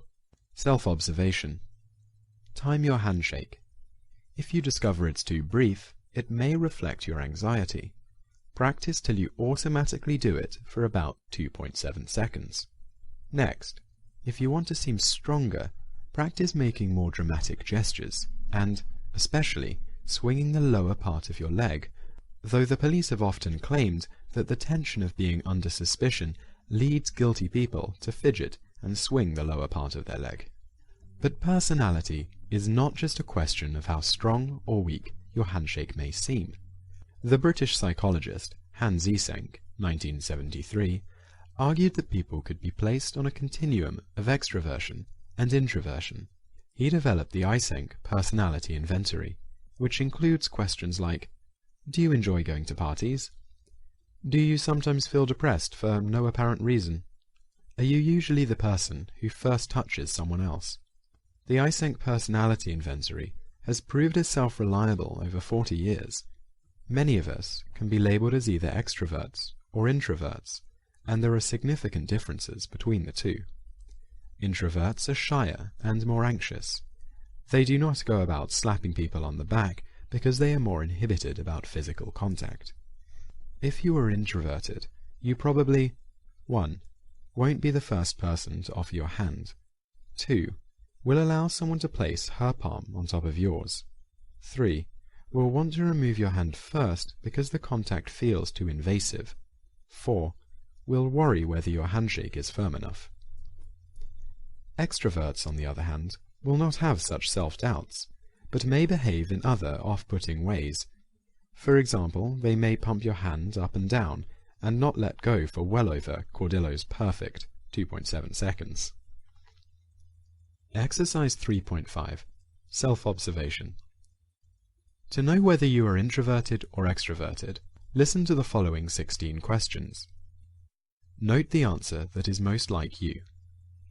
Question 1. Are you happiest when you get involved in some project that calls for immediate action?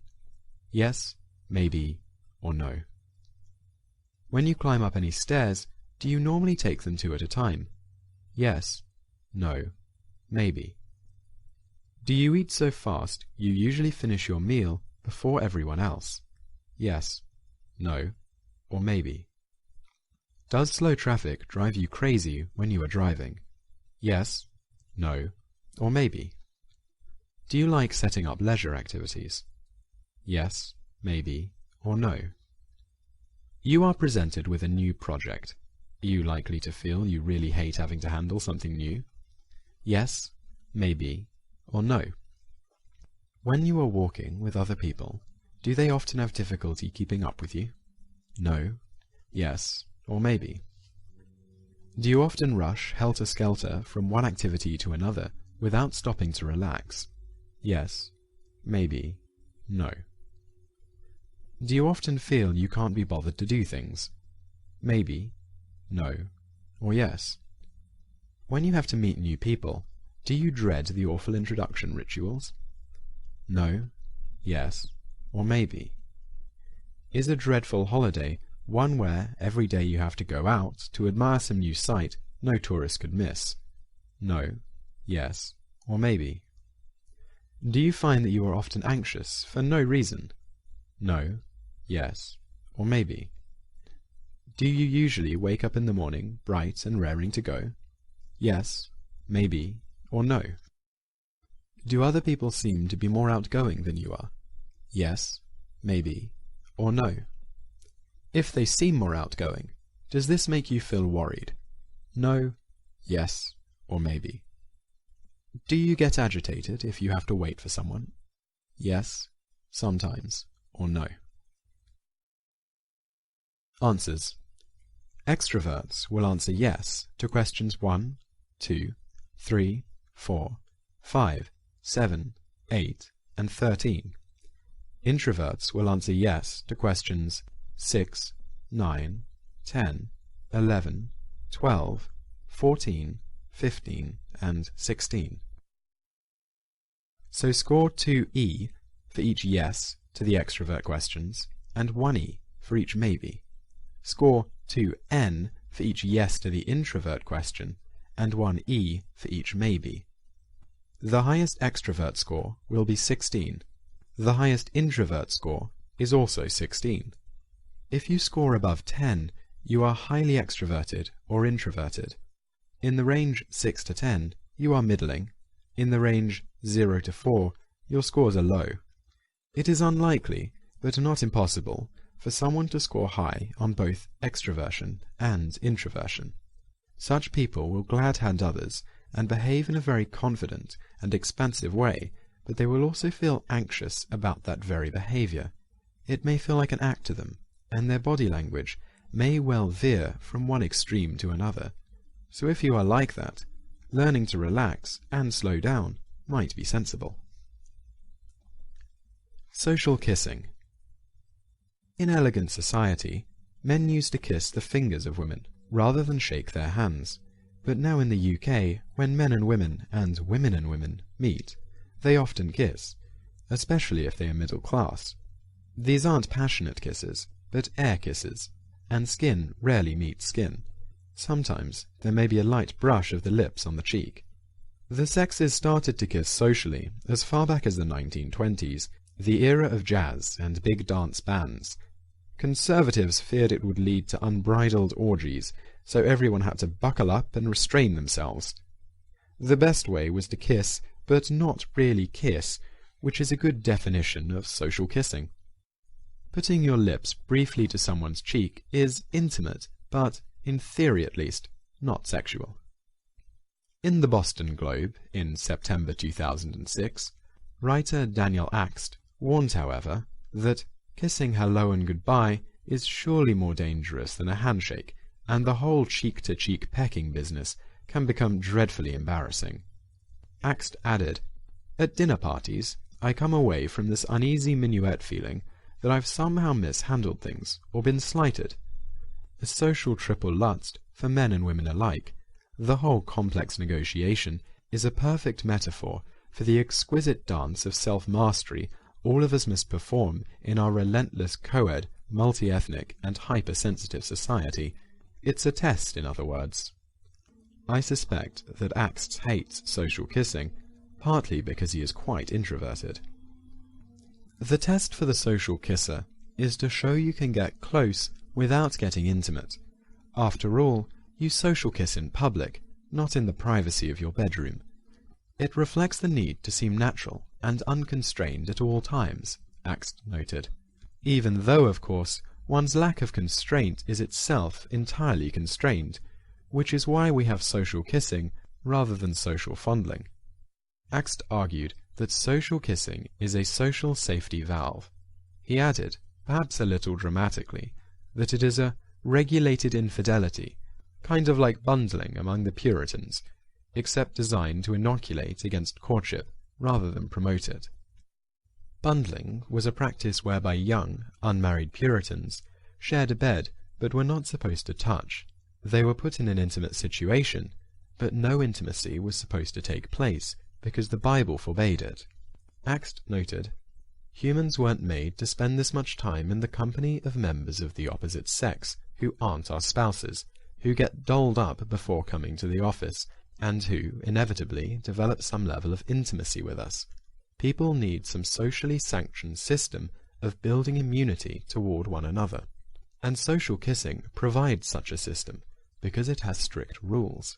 When we meet people of the opposite sex in our free and easy, if stressed, society, we often have the maximum of temptation and the maximum of opportunity. So we need boundaries, and the rules of social kissing provide those.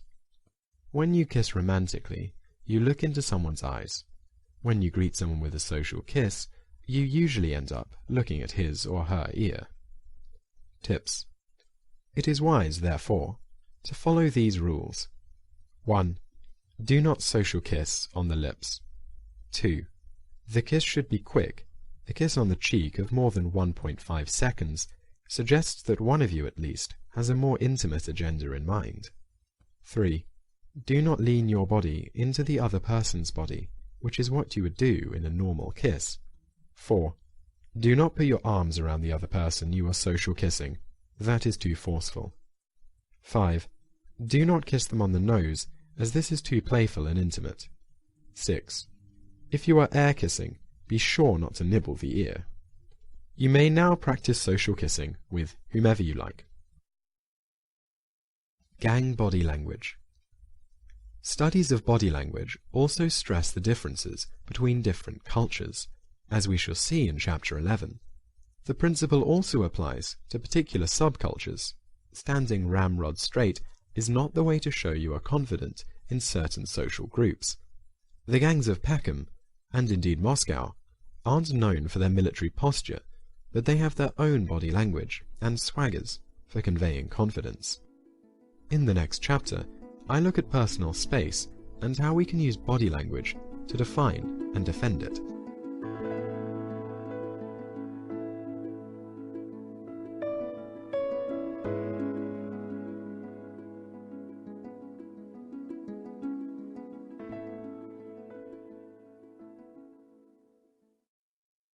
Chapter 4. Personal Space and the Personal Touch. You know the feeling when you are at a party. Jim has had a little too much to drink and is telling you how the world really is. To make sure you don't miss a syllable of his wisdom, he leans right into your face. You can see every mark on his skin. When a man is right in your face, or too much in your face, this is usually an aggressive gesture. Personal space is the invisible area around each of us, the space we feel we need to keep others out of in order to be comfortable, the very center of our territory. But if someone comes into our personal space, it does not always have to be uncomfortable. One of the great clichés of cinema is the close-up before the first kiss. In the film The American President, Michael Douglas plays a widowed president who invites a political lobbyist, played by Annette Bening, to dinner. As they inspect the china in the White House, he comes closer to her. She comes closer to him. They edge on each other's personal space. Their moves are tentative, but their hormones are in overdrive. Then their faces and lips move closer to each other. Then the personal space between them dissolves as they kiss. At this romantic moment, an aide interrupts. The president is needed in the Situation Room to decide whether or not to bomb Libya. Eventually, though, the romance gets back on track. A frame-by-frame analysis of the seconds leading up to the kiss clearly shows the way we can let someone into the personal space we usually protect. The extent of personal space. Psychologists have tried to measure the personal space, or bubble, we create around ourselves. The best estimate, and it is an estimate, is that for an average Westerner, Personal physical space is about 60 centimeters on either side, 70 centimeters in front, and 40 centimeters behind. Culture and personality both affect what people see as comfortable personal space. Culture more so. Some researchers claim that there are 4 categories of personal space. 1. The intimate distance for embracing or whispering, 15 to 45 centimeters. 2. The personal distance for conversations among good friends, 45 to 120 centimeters. 3. The social distance for conversations among acquaintances, 120 to 360 centimeters. 4. The public distance used for public speaking, 360 centimeters or more. Exercise 4.1. Self-observation. Try to work out your comfortable personal space. To do this, you need to stand close to a good friend, someone you are having a relationship with, a work colleague, if you are a parent, one of your children. Note the differences in how close you are with each of these different groups, and especially when you feel too close for comfort. This can be turned into a good party game. The boundaries of personal space depend not just on culture, but also on circumstances. I often travel on the London Tube in the rush hour when everyone is crammed up against perfect strangers. Normally, you would only be this close to someone in an intimate situation. Forced so close to people like this, we use many conscious and unconscious signals to remind ourselves and our fellow travellers that this is not true closeness. There is no reason to suppose the Paris, Athens, Moscow, New York, or Tokyo tubes are any different. Keep out, even though you are so close, signals. 1. One way people cope with so much proximity is to turn the trunk away so that while they stay physically close, that closeness is less direct. 2. Avoiding eye contact is another keep-out signal. The glassy stare at no one makes it very clear that you are not inviting real involvement. The eyes almost defocus in this situation. 3. Avoiding speech is another such signal. Not speaking to anyone, even though they have a perfect view of the other person's eyes, hair, and sometimes dandruff. 4. A fourth signal is the way passengers avoid any touch, even if other people are only an inch away. This sometimes requires a few contortions. If people do accidentally touch, they tend to apologize with a quick, terse, sorry. The tension such closeness causes becomes obvious if the train jolts to a halt and people bump into each other. Passengers burst into nervous laughter. They have been in a situation which seems to be quite intimate, but have just avoided touching each other. Now the train has banged them together, and the nervous laughter is both the release and a signal that makes it clear that touching other travellers is a mistake. Children often burst out laughing when they make mistakes, but because their body language is less assured, they often add something like, "Oops, I shouldn't have done that." Some psychologists argue that passengers on the Underground do not see each other as individuals, but as inanimate objects, and that this is the only way we avoid fights and mad, passionate clinches between London Bridge and Piccadilly. I find this a bit extreme.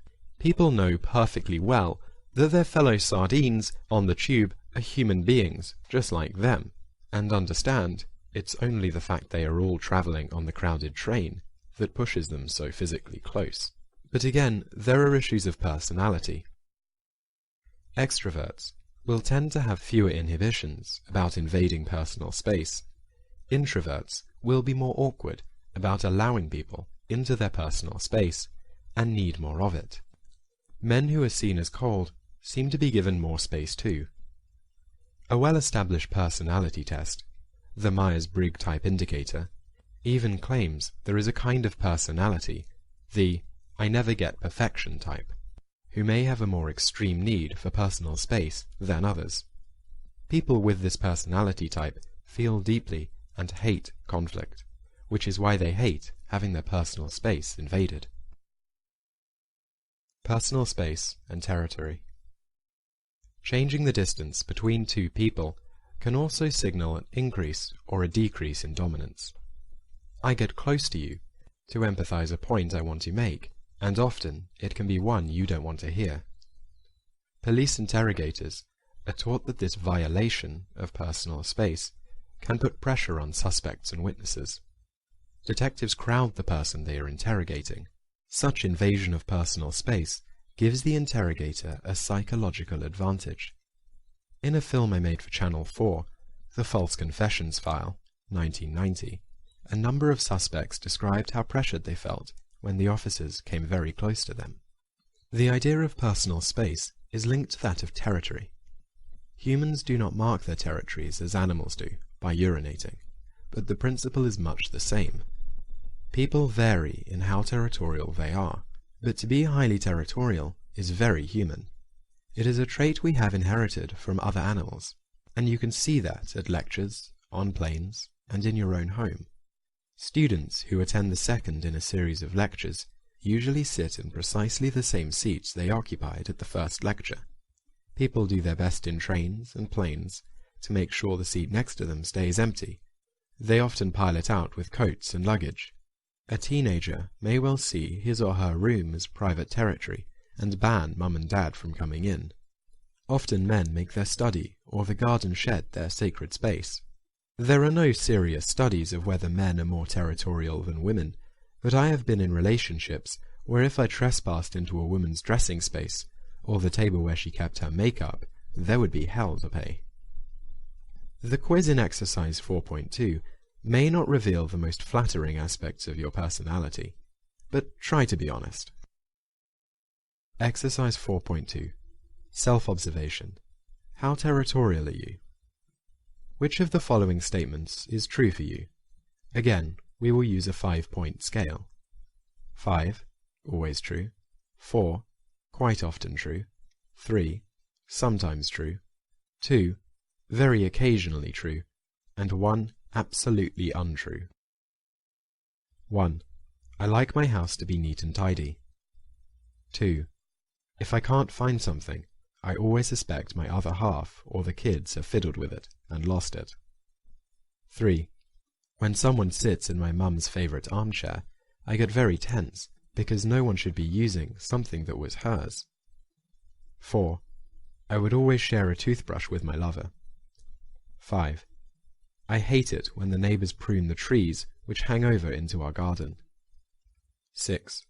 One of the best things about my new job is that I have a parking space of my own. 7. I do not think people are watching me. That would be really paranoid. 8. On the beach, I like to choose the sun lounger at the end of the section, as this gives me more privacy. 9. When someone steps behind my desk at work, it doesn't bother me much. 10. I always like to sleep on the same side of the bed. 11. My girlfriend and I take it in turns to drink when we go out. I don't mind her driving me. 12. When I go shopping with my other half, I find it very irritating that he or she thinks that he or she should push the trolley. 13. I have special places where I live where no one else should go. 14. When it comes to decorating the place I live in, I am quite happy to let someone else choose the wallpaper. 15. I know if someone shows signs of moving in on my personal space. Answers.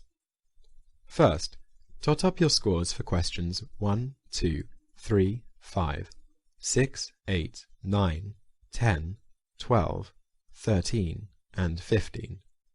Questions 4, 7, 11, and 14 are different, so leave them for the moment. The total could be 55. If you score between 40 and 55, you are very territorial. If you score between 25 and 40, you are quite territorial. Under 25 makes you very much a free spirit who is not bothered about what is yours. For questions 4, 7, 11, and 14, the answers should go the other way, just to keep readers on their toes. If you said always to question 14, for example, it would mean that you are not very territorial. So a high score of 20 on these 4 questions would mean you are not territorial at all. A low score would mean that you are very territorial. Try to recall if you have recently had a serious argument with someone because you thought they trespassed into your personal space. What triggered it?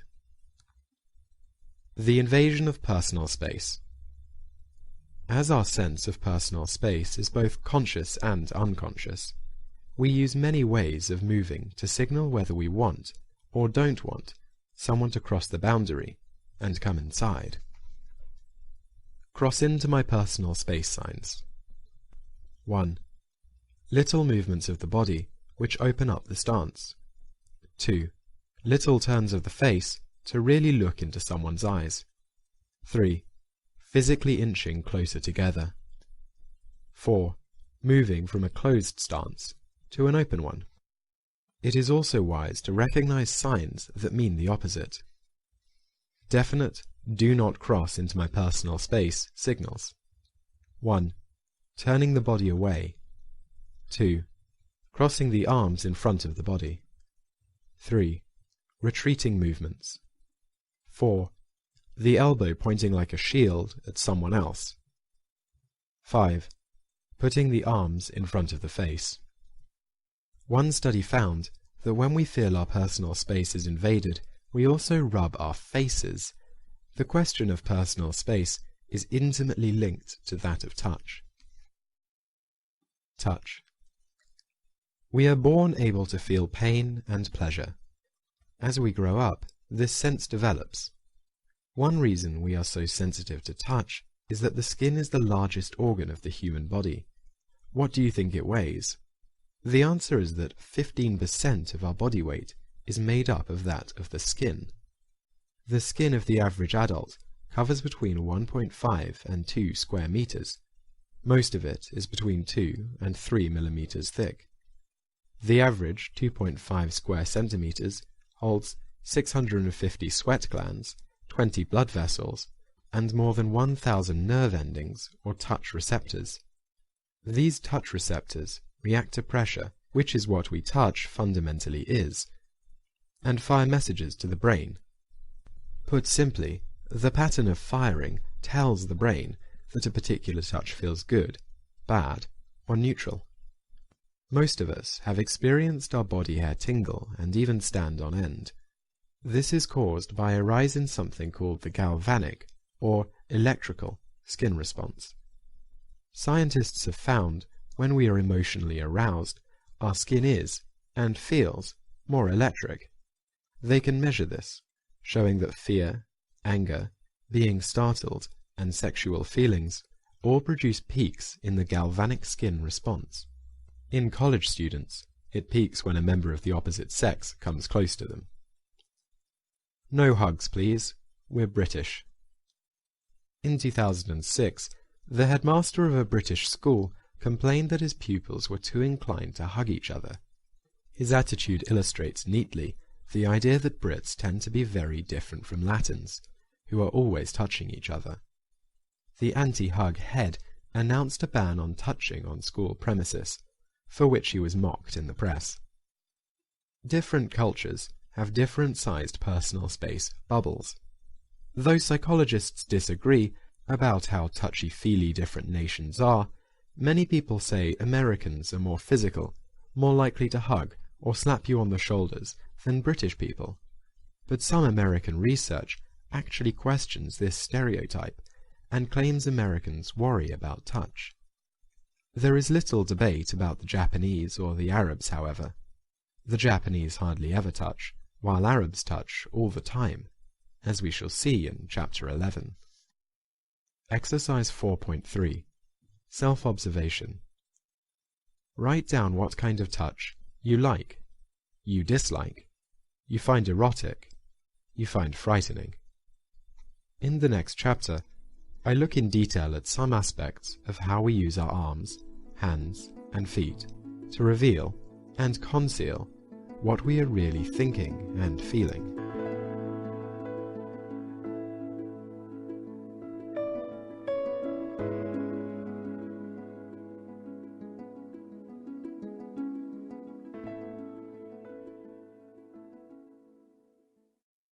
Chapter 5.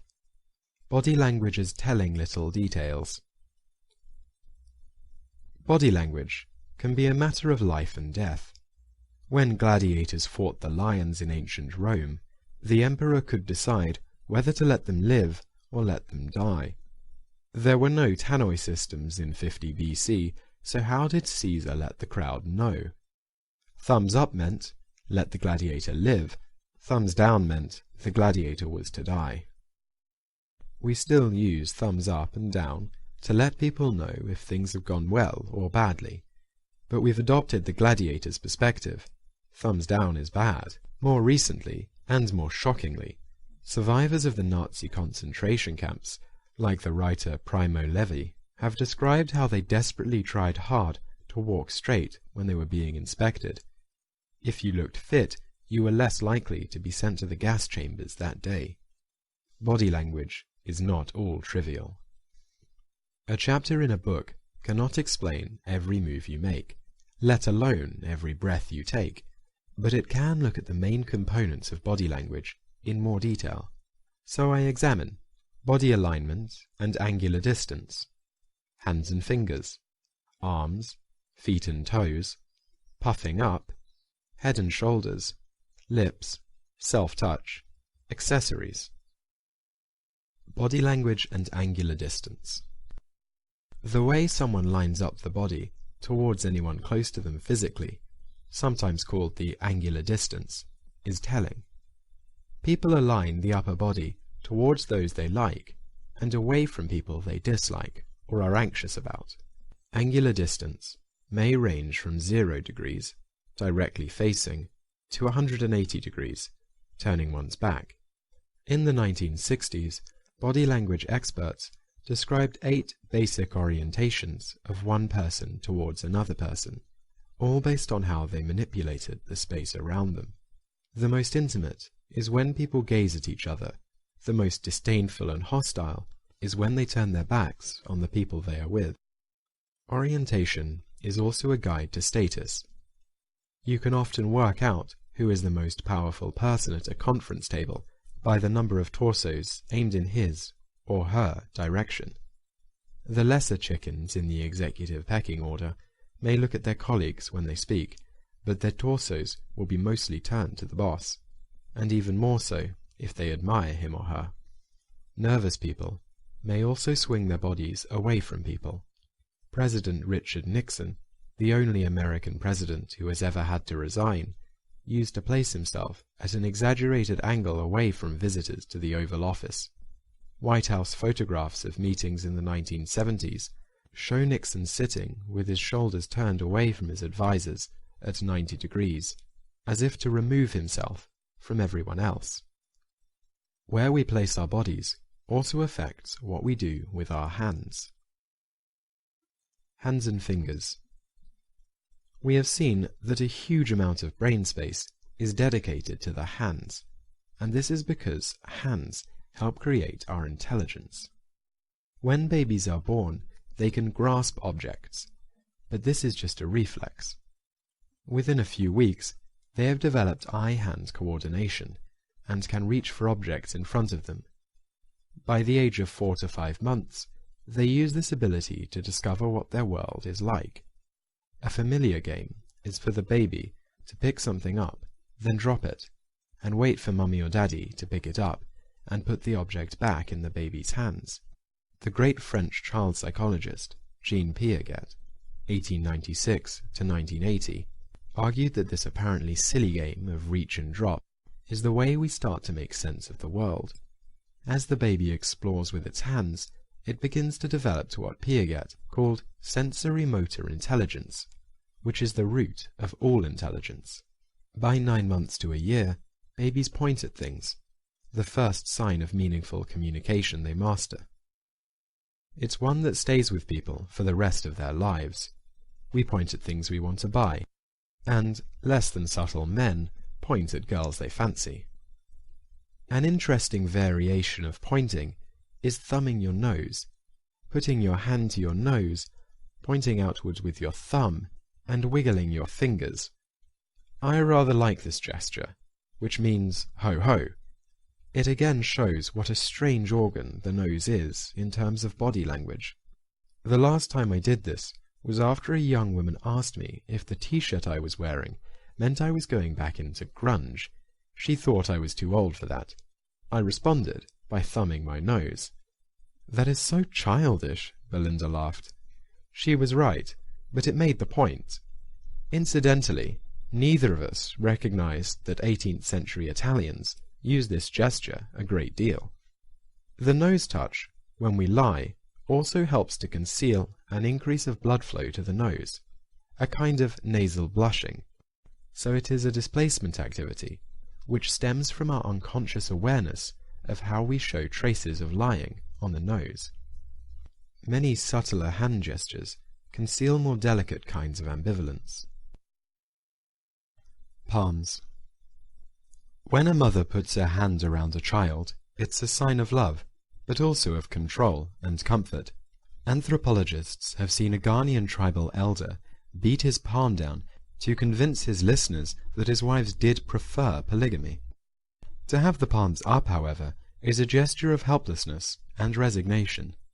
When you see someone do this, you might be tempted to stick the following words in their mouths: "Heaven help me, I'm dealing with someone very silly here." Palms also betray anxiety, because they can sweat and become moist.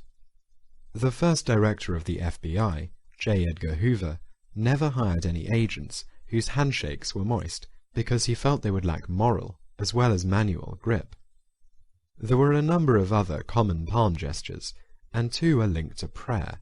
When we pray, we lace our fingers together, and sometimes we form a steeple so that our fingers point straight to heaven.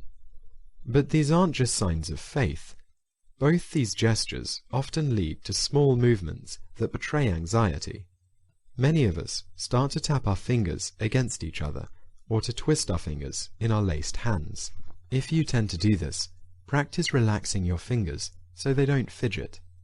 If you struggle to do that, put your hands behind your back, because it will then be much less noticeable. We also sometimes sit on our hands, which means, in effect, we are sitting on your palms. Next time you do this, check whether your palms are up or down. If you are sitting on your upwardly facing palms, this suggests you are trying to hide your feelings of vulnerability. If you are sitting on the back of your hands, that is, with down-facing palms, you are probably angry and want to control the person you are talking to, but think, perhaps unconsciously, that you had better not show how livid you are. By sitting on your palms, you suppress some of your anger. You also often see people lace their fingers one by one and touch them, even caress them a little. Again, it's a sign of anxiety and an attempt to soothe ourselves. Arms. Many people just don't know what to do with their arms, and so end up in what seems a tangle of nerves.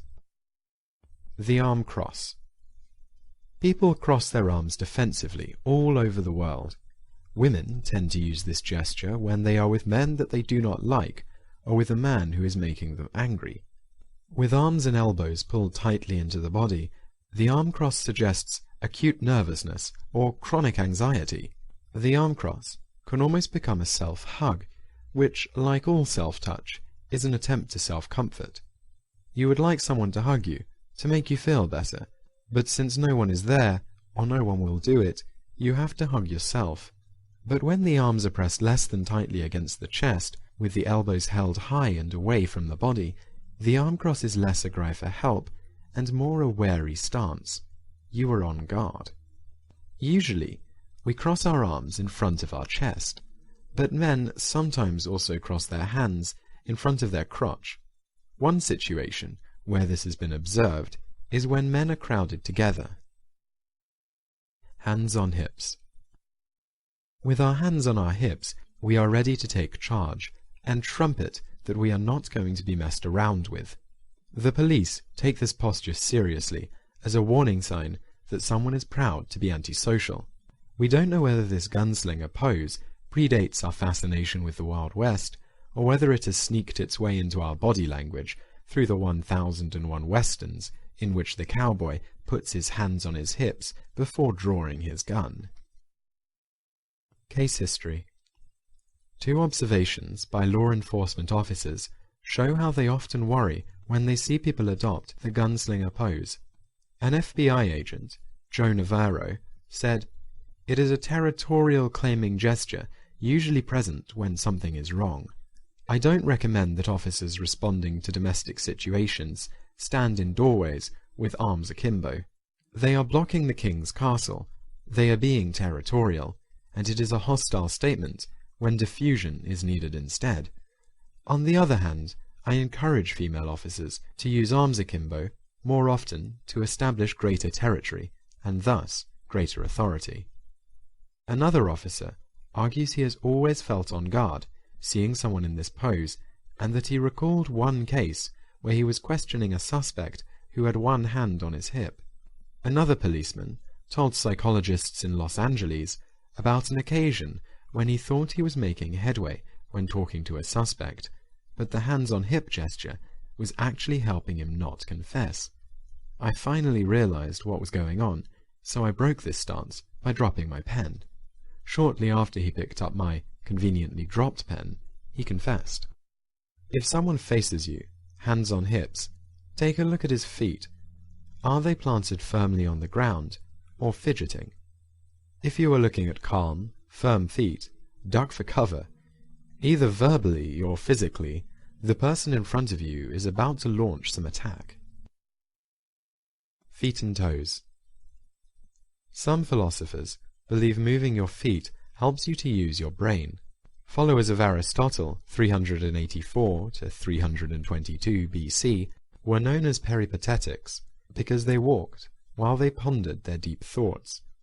Every mile meant a new insight. A quarter of all human bones are in the feet, and the position of the feet gives much away, especially indicating whether you do or do not have rapport with the other person. Some experts call this toeing in, as opposed to toeing out. One canny study even found that members of a jury may unconsciously point their feet away from lawyers with whom they disagree. Puffing up. When toads want to impress other toads, they puff themselves up. Humans do much the same. We exaggerate our chest and shoulder size, which is why military uniforms and business suits are often cut so as to swell our profiles. Some species, like cats, dogs, and lions, puff up their hair to intimidate others.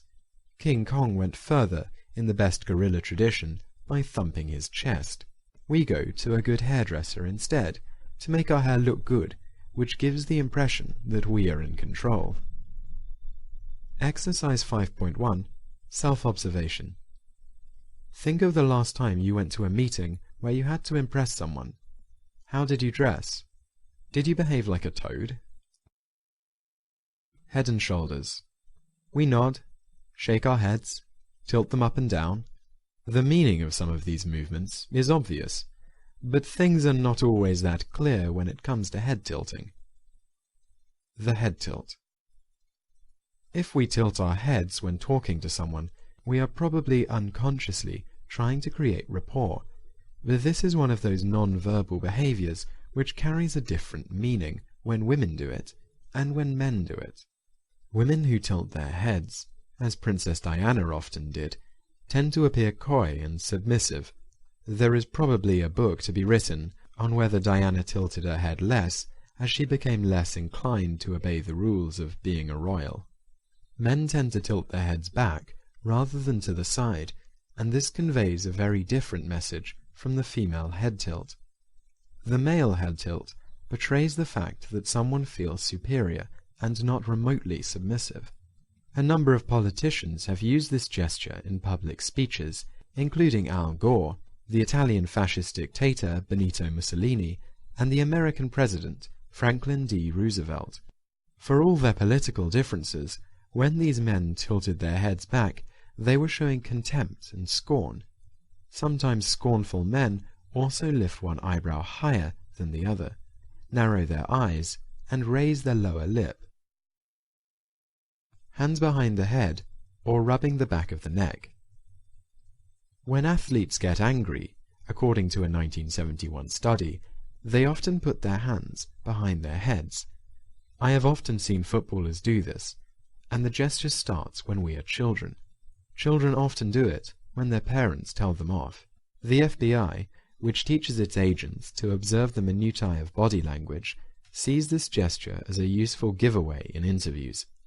Joe Navarro, 2003, one of their experts on nonverbal communication, notes, "During interviews, I have observed people touching the back of the neck immediately after being told that they are suspect, and then followed up each time the investigators were accurate in describing something only the suspect knew about. I also noted the speed at which the arm races to the back of the neck and head as being significant, and the amount of force applied once the hand reached the head or back of the neck." Navarro also believes it is useful to look for the angle of the head and neck as the hand strokes the back of the head or neck. The greater the angle away from the vertical, the more troublesome the issue for the person. I saw a man literally bend forward to the point where he lifted himself off the chair as he brought his hand to the back of the neck and then bent forward as he was being confronted. The hand, or hands behind the head, reveal uncertainty, conflict, frustration, anger, or dislike. To try to hide such feelings, people sometimes start to massage their necks for comfort. Desmond Morris argued that when the hand swings up abruptly and clamps itself hard onto the nape of the neck, it is a sign of suddenly aroused but otherwise unexpressed anger. Shrugging the shoulders. We shrug our shoulders to suggest we're not too sure of what we're saying. This is a nonverbal cue that can modify and contradict the meaning of our spoken words. On July 11, 1996, while orbiting in the Russian space station Mir, US astronaut Shannon Lucid shrugged her shoulders, tilted her head, and gestured with her palm up as she answered some questions about her 6-week delay in returning to Earth. "You know," she told NBC's Today Show, "that's life." Like our shoulders, our lips can convey many messages. Lips. The incensed gorilla clenches its lips. In the highlands of Papua New Guinea, when men were asked to show what they would do when angry and about to attack, psychologist Paul Ekman found they pressed their lips together. The executive often does the same in the corporate jungle. When your boss is furious, she is apt to clench her lips. A small droop at the corner of the mouth, through the unconscious contraction of a muscle called the depressor anguli oris, is often the first sign of grief or disappointment. The compression of the lips is known as the tense mouth look. As a rule, the more open the mouth, the more relaxed you are. A yawn is the prime example, because it shows very openly how bored you are. The stifled yawn, where you keep your mouth closed while forcing air in through your clenched lips, is a different matter. Sticking the tongue out is a big gesture of disdain, but very often people just dart their tongues a few millimeters out of their mouths. This tongue show suggests dislike or disagreement with something that has just been said. Take it as a warning sign. That holds good for gorillas too. A gorilla pushed from its favorite branch will let its tongue protrude in displeasure. The tongue show can be discreet. On my favorite observation ground, the Tube, I watched a couple in their 30s. She clenched her lips, chewed them, and her tongue protruded in a small tongue show, but her partner did not notice any of these movements. He was sitting, turned slightly away from her, looking at his shopping in the carrier bag at his feet. Suddenly, something funny occurred to him, and he did the quite unexpected, bumping her with his shoulders and then turning to her. As he caught sight of her tense face, he realized something was wrong, but he didn't say anything. He just bumped her again, playfully. She suddenly smiled, and they became like little kids on dodgems, bumping their shoulders against each other. It transformed her mood. A few seconds later, her head was on his shoulder. The anxieties that had made her show her tongue had quite disappeared. Licking the lips is an attempt to comfort ourselves, one of many self-touch movements. Self-touch. In our stressed society, we often hug, caress, touch our wrists with our hands, pick at ourselves, and scratch.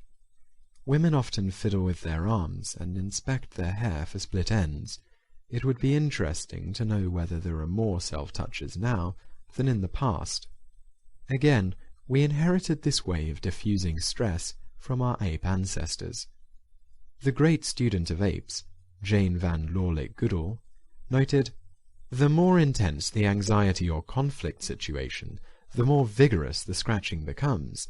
It typically occurred when the chimpanzees were worried or frightened by my presence or that of a high-ranking chimpanzee." Motherless rhesus monkeys touch themselves very intensely. They suck their thumbs or toes, clasp themselves, and engage in head-banging. Like psychiatric patients, who often regress in similar ways, the orphaned monkeys feel abandoned and are desperately trying to comfort themselves. Children under stress, like children in Romanian orphanages, often do that. These children also often rock themselves for comfort, a movement that Orthodox Jews adopt when they pray. The more they rock, the more fervent their prayers. I find it comforting that our most powerful politicians can act just like monkeys. It will be remembered Tony Blair stroked his stomach while Gordon Brown was speaking at a Labour Party conference. Usually, if you're trying to establish credibility and cool, it looks a lot better if you don't touch yourself. All these details are instructive, because you don't have to be a slave to your body language habits. So, in exercise 5.2, I offer a suggestion to help you change those habits. Partly this is for fun, but partly it is because we all tend to get stuck in a rut. Remove yourself from your rut by following the ideas below. Exercise 5.2. Self-observation. Write down your most familiar gestures. When are you happy, and when are you annoyed? Think of alternatives, even if they seem ridiculous. For example, next time you are annoyed, instead of tapping your fingers on the coffee table, stand on the coffee table and yawn. The point of this exercise is to remind you that you don't have to be a slave to the habits of your body language. Accessories and status symbols. Mobiles. Compare the mobile phone with the worry beads used in some cultures, for example in Greece. Men fidget with their worry beads to reduce anxiety and perhaps even to get into a meditative mood. Women fidget with their hair and their jewelry. Few of us in the West have worry beads, but technology has provided us with an accessory that is even better for expressing anxiety: the mobile phone. The avid interpreter of body language could do worse than look at the poses people adopt in relationship to their mobiles. This has become an interesting area of research, as mobile phone companies are very rich and desperate to know everything about how people use their mobiles. Mobiles allow us to express our anxieties. People often caress their mobiles with their fingers as if they're rubbing Aladdin's lamp. If you can intone the right spell, maybe your messages will be magic for you. Some killjoys, well, killjoys if you are wedded to your mobile phone, fret that now everyone in the West has a mobile phone glued to their ear. Body language may change drastically. As we become ever more absorbed in calling and texting rather than speaking face to face, will we forget to nod and smile at the right moment? The findings are reassuring. Some of us still use body language while we are on the phone, even if nobody is looking at us. A study showed that about 20% of people who talk on mobiles still gesture, smile, and nod as though someone else were there to listen and watch. The research has also established that people tend to adopt two different poses when speaking. One has been called the speakeasy pose. Speakeasies often assume an open stance and are happy to be on the phone and let other people see what they are doing. The mobile phone becomes part of their personal display, like an expensive hairdo. They exude confidence, even brio. By contrast, some people adopt a more withdrawn, spacemaker pose. Spacemakers, who may have profound psychological issues, create a personal space in which to speak on the mobile. They almost hide the mobile. Arms are huddled around the body. When they are sitting, spacemakers sometimes lift their feet off the ground. These are all signs that they close the world out to focus exclusively on their call. The interesting psychological question is whether there are different poses to go with different kinds of personality. I am sure some enterprising social scientist has already offered to investigate, as long as Orange or TalkTalk send a suitably large check. Speakeasies seem to outnumber spacemakers, though that is only my impression. It certainly seems true that we have fewer and fewer inhibitions about talking animatedly into our mobile phones, so everyone can see whether we are happy or sad. Maybe mobile phones are making the once uptight British less inhibited. Cars and the gym. Cars are a major status symbol in our society. In most couples, the person who drives most of the time will be the dominant one, or the one who can't bear not to be in charge. However, if the driver taps the wheel all the time, this suggests that he or she does not feel entirely relaxed. The gym has become a place where we don't just train, but where we show off. The major narcissist will always be checking on himself or herself in the mirror. Supermarket watch. If you want to become an expert on body language, walk around your local supermarket and watch for the following interactions between couples. Who controls the trolley? When a couple decide to buy something, do they check with each other? When a couple get to the checkout and they realize they have forgotten something, who goes to get it? You can deduce a great deal from this. The one who stays at the checkout is almost certainly the dominant partner in that relationship in public, because he or she has effectively sent the other one out to fetch and carry. This does not necessarily mean that they will be the dominant one in intimate situations, but it is very possible. Finally, a slightly cynical version of some aspects of body language. What does it mean when a man holds a woman's face while kissing? Please believe me, I'm very serious about kissing you.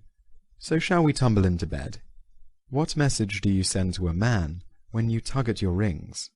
I'll leave my husband if you leave your wife, but before that, Charlie, you're not getting any more than a peck on the cheek.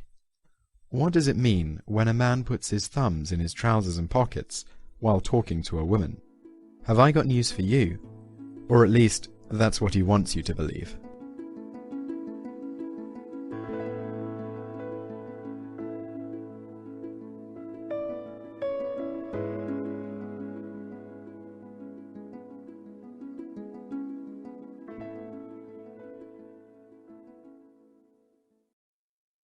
Chapter 6. The Language of the Eyes. I crumbled when the boss looked at me, and I knew I couldn't go on lying. I melted when he looked into my eyes. These two sentences would fit into any melodramatic novel, but they highlight two things the eyes help us to communicate: that we have every intention of dominating someone, the power gaze, and that we love someone, the love gaze. In this chapter, I look at eye contact when we are attracted to someone, eye contact when we are trying to dominate, how children learn to make and respond to eye contact, how eye contact helps conversation flow, and blinking, and how we move our eyebrows. So they would not miss, infantrymen used to be told, "Don't shoot till you see the whites of their eyes." This order would not be much use to you if you were facing an army of gorillas, however. Human eyes look so white because we lack some pigments found in primate eyes. Most apes have brown or dark sclera, or eye surroundings. As a result, one gorilla finds it hard to know exactly where another gorilla is looking. We also see better just where our fellow humans are looking, because there is more contrast between the color of our eyes and that of our skin. Besides that, we can easily see the outline of someone's eye and its color, because our eyes are more horizontally elongated and disproportionately large given the size of our heads. Some scientists argue that one reason these traits evolved was to help communication and cooperation. Human infants look at the face and eyes of their mother and father twice as much as baby apes do, and babies learn while they look. And just as we peer intently at our parents, we peer intently at adults we want to love us. Your eyes, insist psychologists at the Oxford Social Research Centre, are probably your most important flirting tool because they are extremely high-powered transmitters of vital social skills. A recent ad for contact lenses made the point nicely by saying, "He gazed romantically at her spectacles," the perfect way to hinder romance. Lovers look into their true love's eyes. When we are attracted to someone, our eyes change in size and our pupils dilate. It is not conscious, but these changes make eye contact a powerful and emotionally loaded act of communication, in the words of the Oxford Centre. Normally, they add, we restrict it to very brief glances. Two people who fancy each other make more eye contact than a normal couple. The would-be lovers also put themselves in positions where they can look at each other more and more directly. Exercise 6.1. Self-observation, eye contact. Sit opposite your partner. Look at each other. Now, sit side by side. You will probably make less eye contact in the side-by-side position because you can touch each other without making a point about it, as you do when you hold someone's hand. Here's looking at you, kid. Good parents lavish eye contact on their babies. The mother tickles, cuddles, and feeds her baby, and looks at him or her while she does it. The father does much the same, and looking turns into playing. These eye games are very old. I'll be willing to bet Stone Age parents played them. You look at the baby, look away, make a noise like coo, coo, coo, look back. It's fun. Eventually, by the time the baby is about 9 months old, these sequences develop into peekaboo. This is a vastly important game because it teaches babies that you have to do things in sequence and take turns. You disappear, reappear, disappear again. Given the importance of eye contact, it is hardly surprising tiny babies can tell when someone is looking directly at them. Psychologists from London and Padua showed photographs of faces to infants between 2 and 5 days old. In one photograph, the eyes were turned to one side, averted gaze. In the other, the eyes looked directly forward, direct gaze. The babies looked longer at photographs of faces in which the eyes looked straight at them. This is reflected in the way the brain processes what we see. By the age of 4 months, normal babies learn to process information from faces that look directly at them, faster than information from faces with an averted gaze. A month later, they become even pickier, and spend more time looking at faces which have large eyes. Large eyes make an impression on you for the rest of your life, especially if you are a man. American men claim they find women with large eyes set widely apart especially attractive. Women speak of how attractive men with large eyes are, but, oddly, people don't boast of their big, soulful eyes in Lonely Heart ads. One man who took this science on board was the film director Steven Spielberg. In his film E.T., he decided it would be a good idea to give the extraterrestrial big eyes, so he would look like a baby. E.T. became one of the most commercially successful films in history. I'm not saying it's all down to E.T.'s big eyes, but they probably helped. Good parenting. Good parenting allows babies to learn some of the rules of eye contact. But when children suffer abuse or have an autistic condition, this very complex system never functions properly, and it has profound effects on their whole behavior. Case history.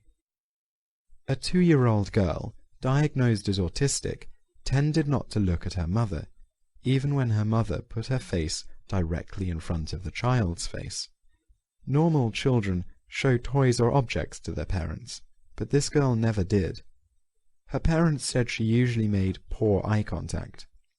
One way of getting her attention was to call her by her name, and even then, that did not work many times. The best way was for them to take their daughter's face in their hands and turn her around so that she had to look at them.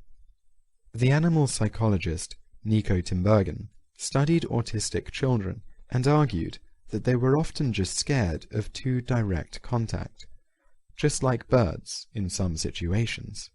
Brain scientists have studied how babies' brains respond when they see faces that gaze directly at them, and how this differs when the faces are averted.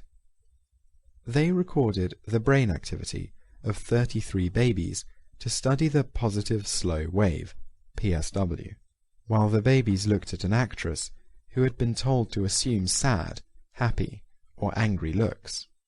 The psychologists found that there were differences in the PSW, but only, they were surprised to discover, when the actress looked angry.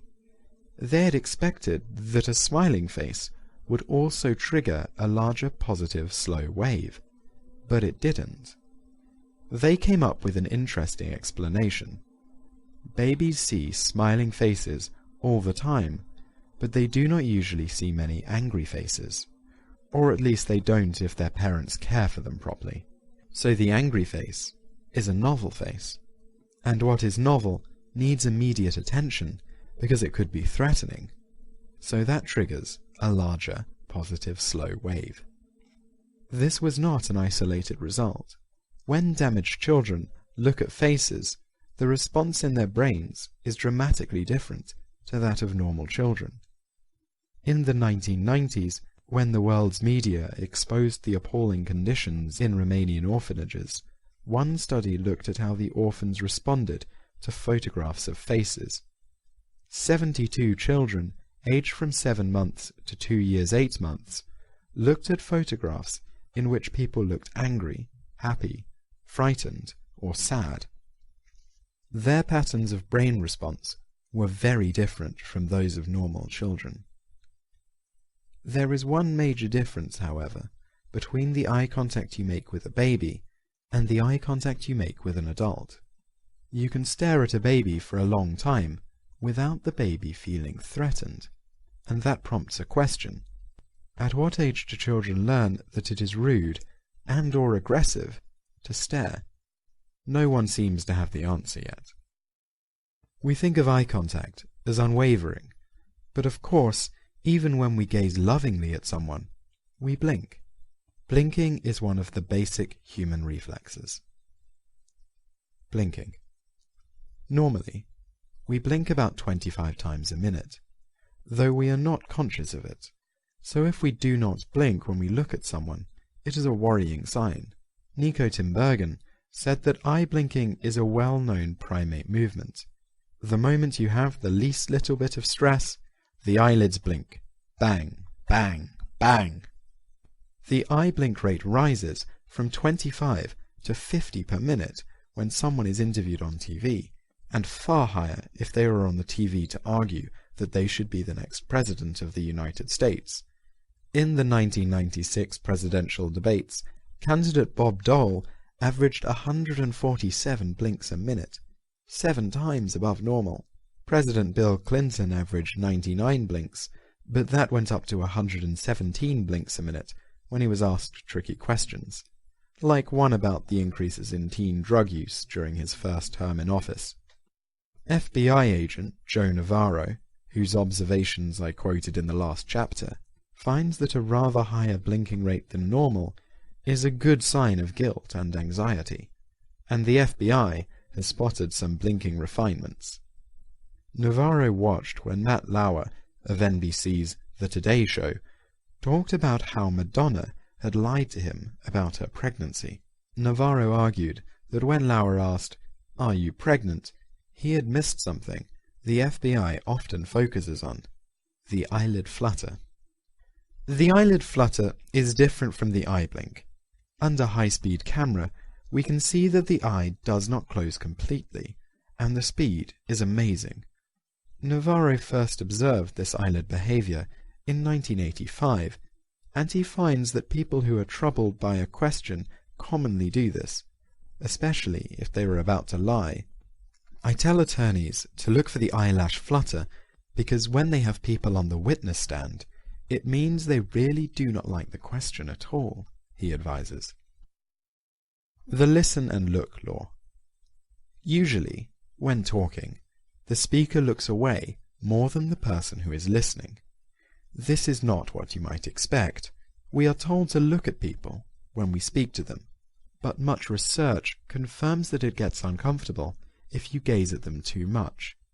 So a skilled speaker will only spend about 40% of the time making eye contact, and that eye contact will be intermittent. Most episodes of direct gaze will last between 1 and 4 seconds, not more. Eye contact also signals that you have nearly finished.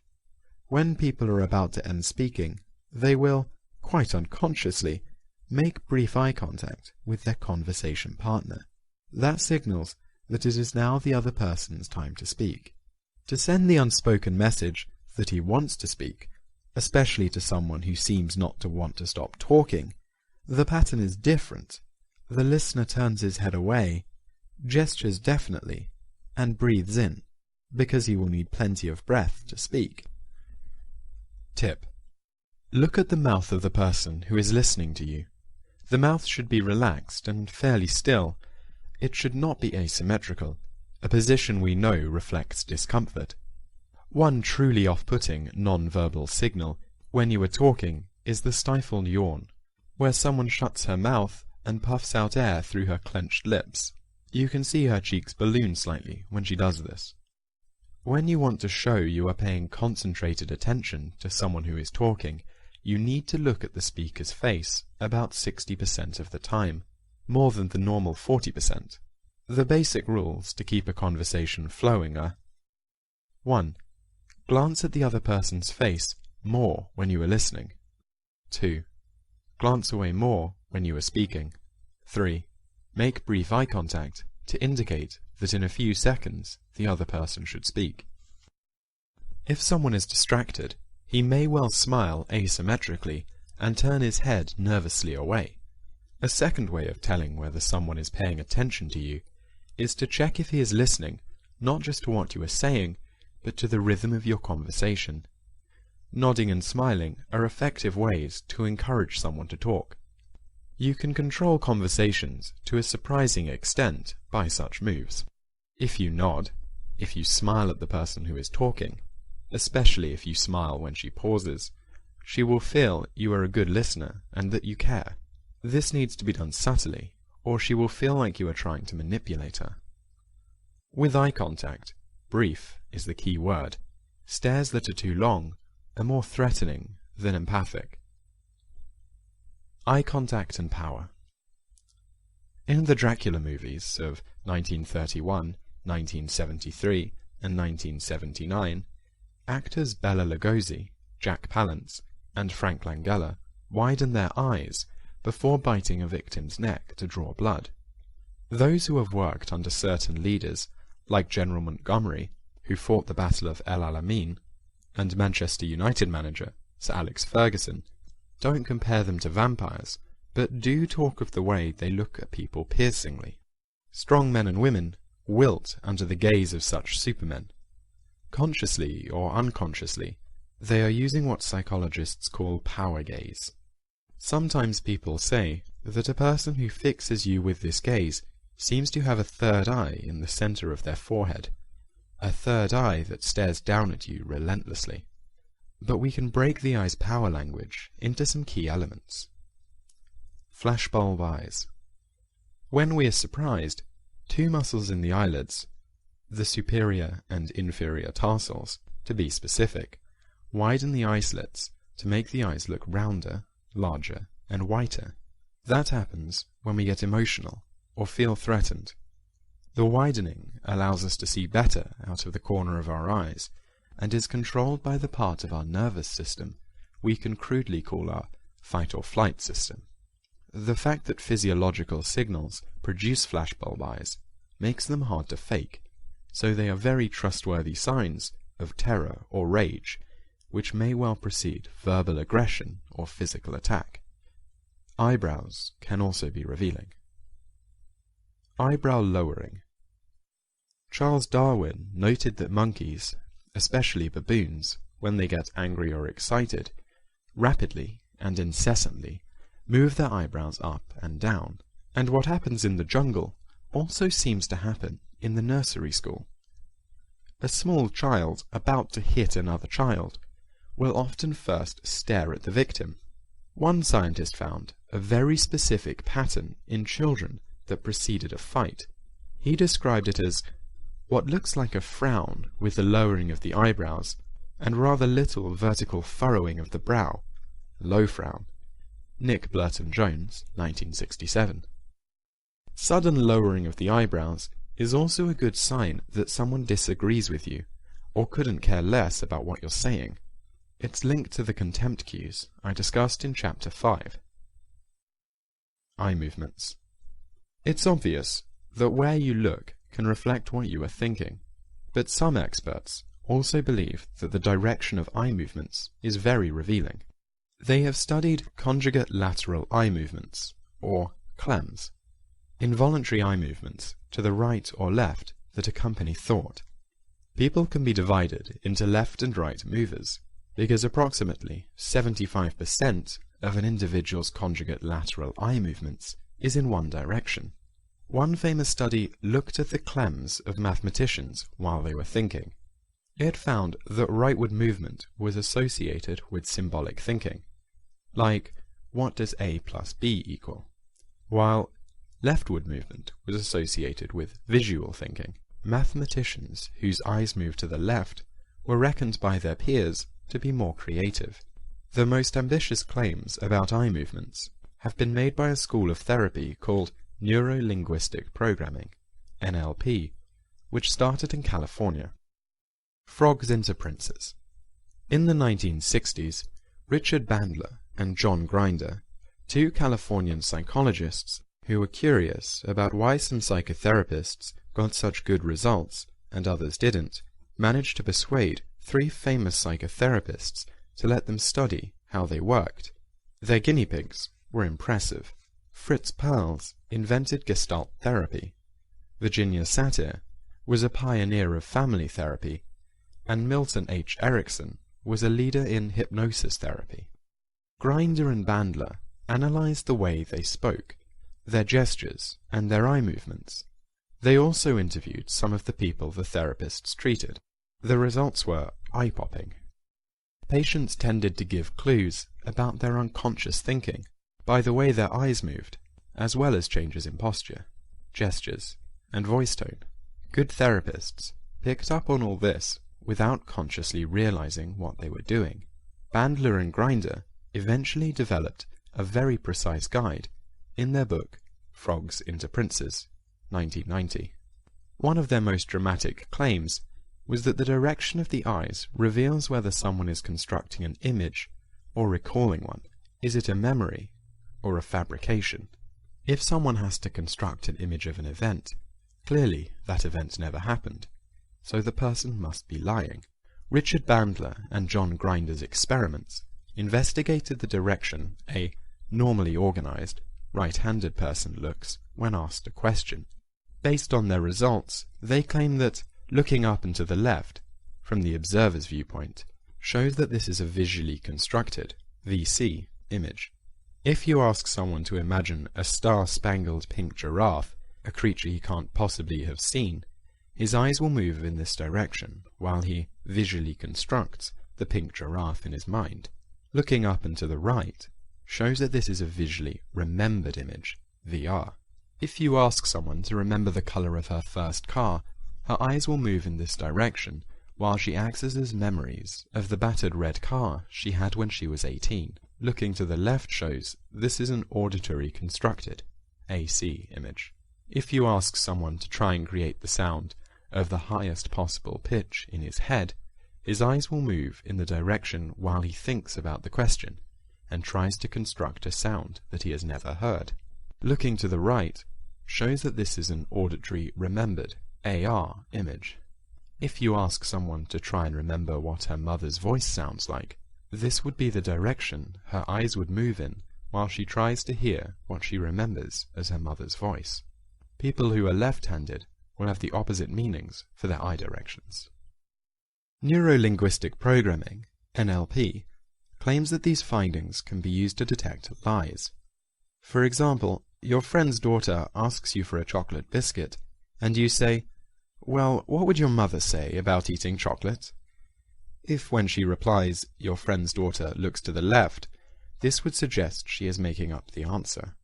Her eyes are showing a constructed image or voice, but if she looks to the right, it would indicate a remembered voice or image of something that has happened, so she is telling the truth.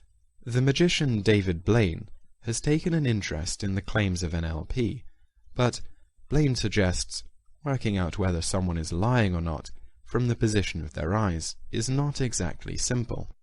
He makes fun of some detectives on TV, where the mega-brain sleuth declares, "The suspect looked down and to the left. Guilty as hell."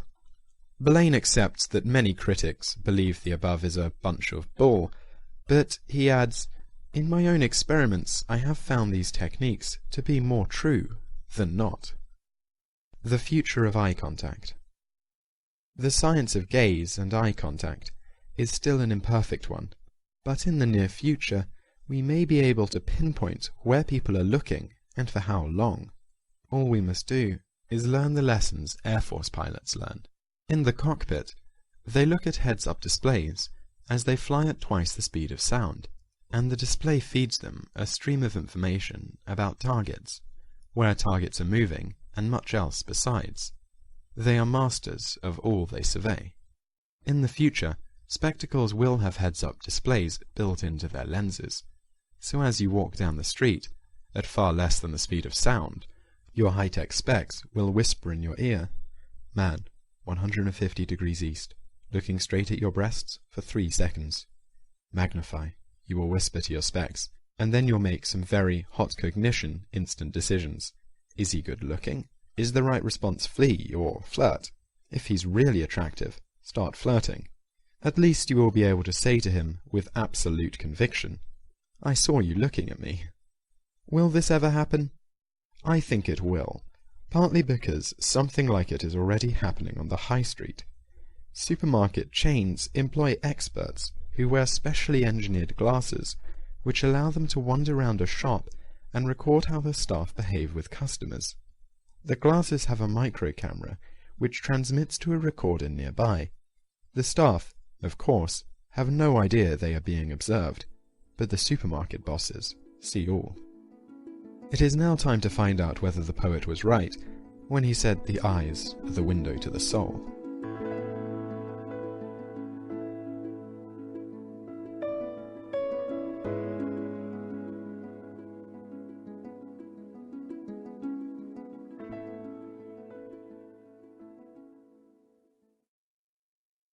Chapter 7. The Language of the Face. "Hell is other people," said the French philosopher Jean-Paul Sartre. I don't think he got it quite right. It would be more accurate to say, hell is other people who know what you are thinking. And there is no better way to know what someone is thinking than to look at their face. Every muscle gives you a clue, and these clues work in most cultures, from New York to New Guinea. Psychologists have found that in every society, people find it easy to spot 6 basic emotional expressions: happiness, sadness, fear, disgust, surprise, and anger. We are astonishingly good at seeing if someone is happy. Only a few people with serious brain damage cannot manage this. We tend to be 80% accurate on the other 5 emotional expressions, and they can be very subtle expressions. But what we can't be accurate about is whether someone who looks sad is faking it. In this chapter, I look at how psychologists study facial expressions and how to recognize what they signal, how to tell the difference between sincere and insincere smiles, and the meaning of the bared teeth smile. Movements of the head and face. Ears and teeth. Yes, your teeth can give away whether you are a serial killer. More seriously, people reveal quite a lot if they grind their teeth, an indicator of anxiety.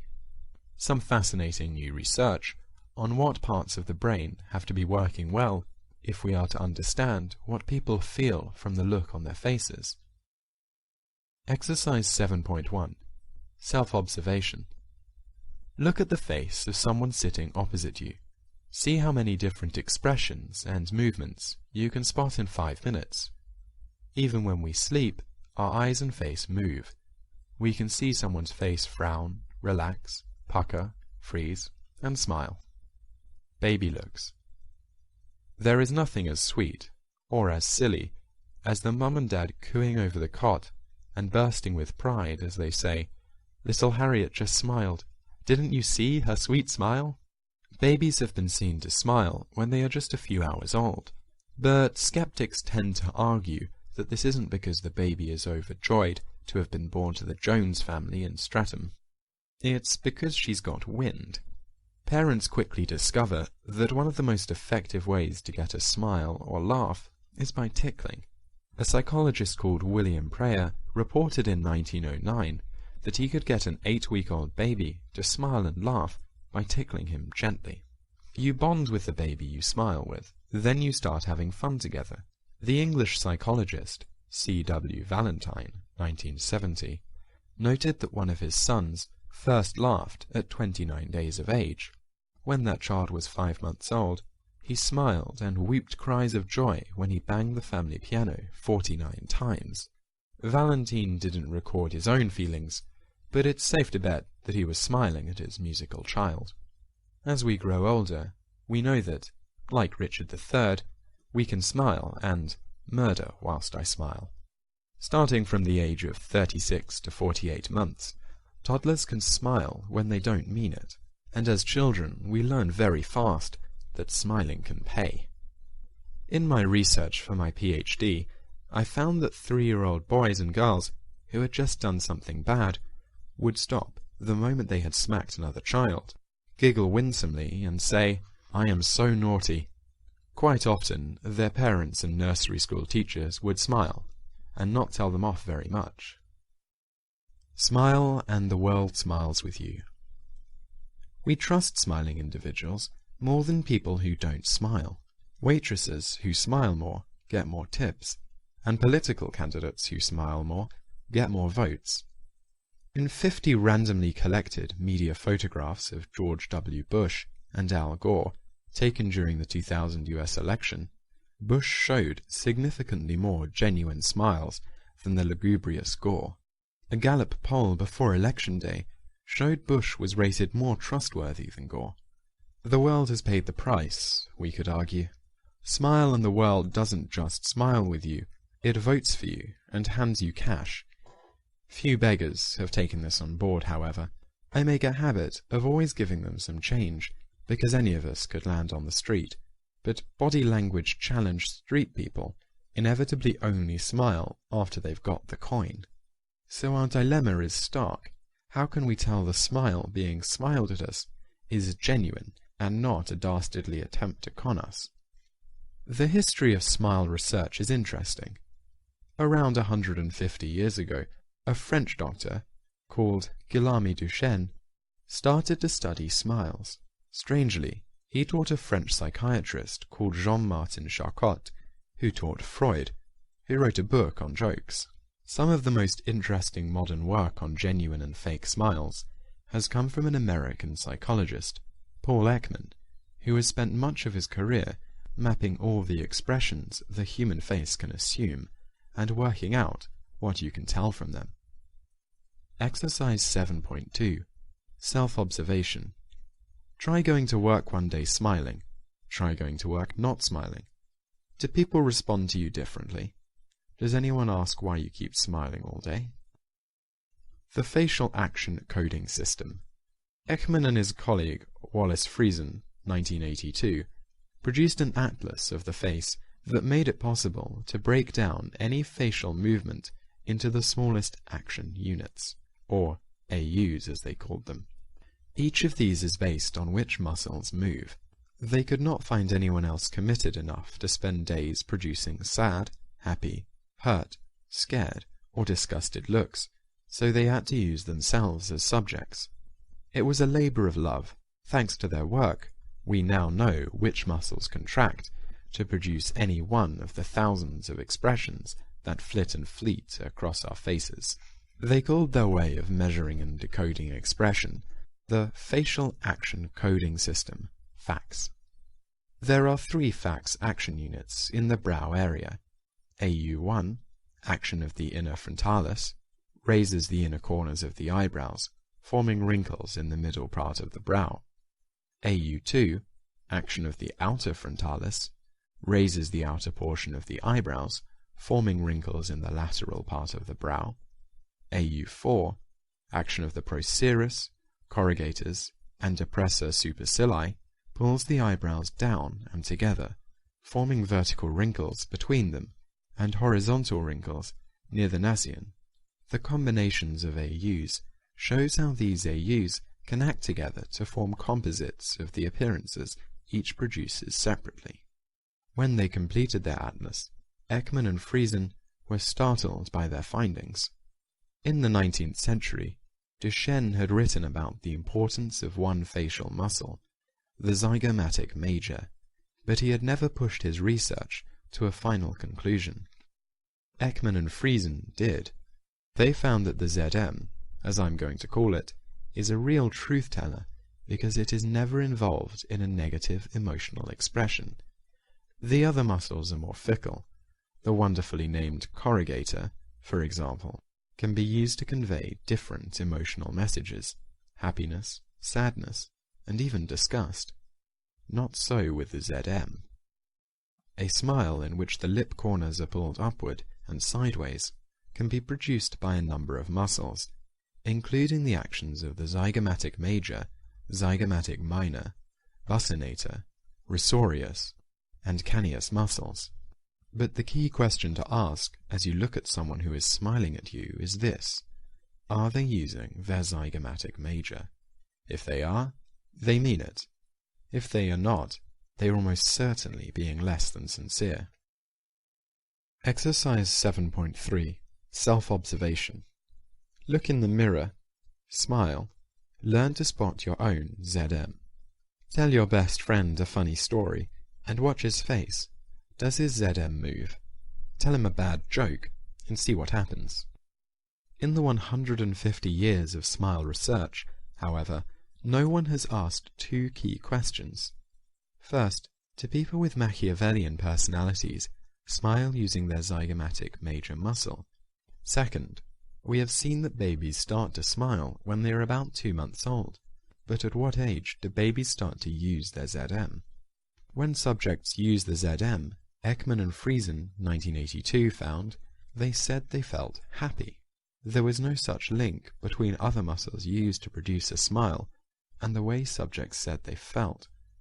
The more active the ZM muscle, the truer the smile.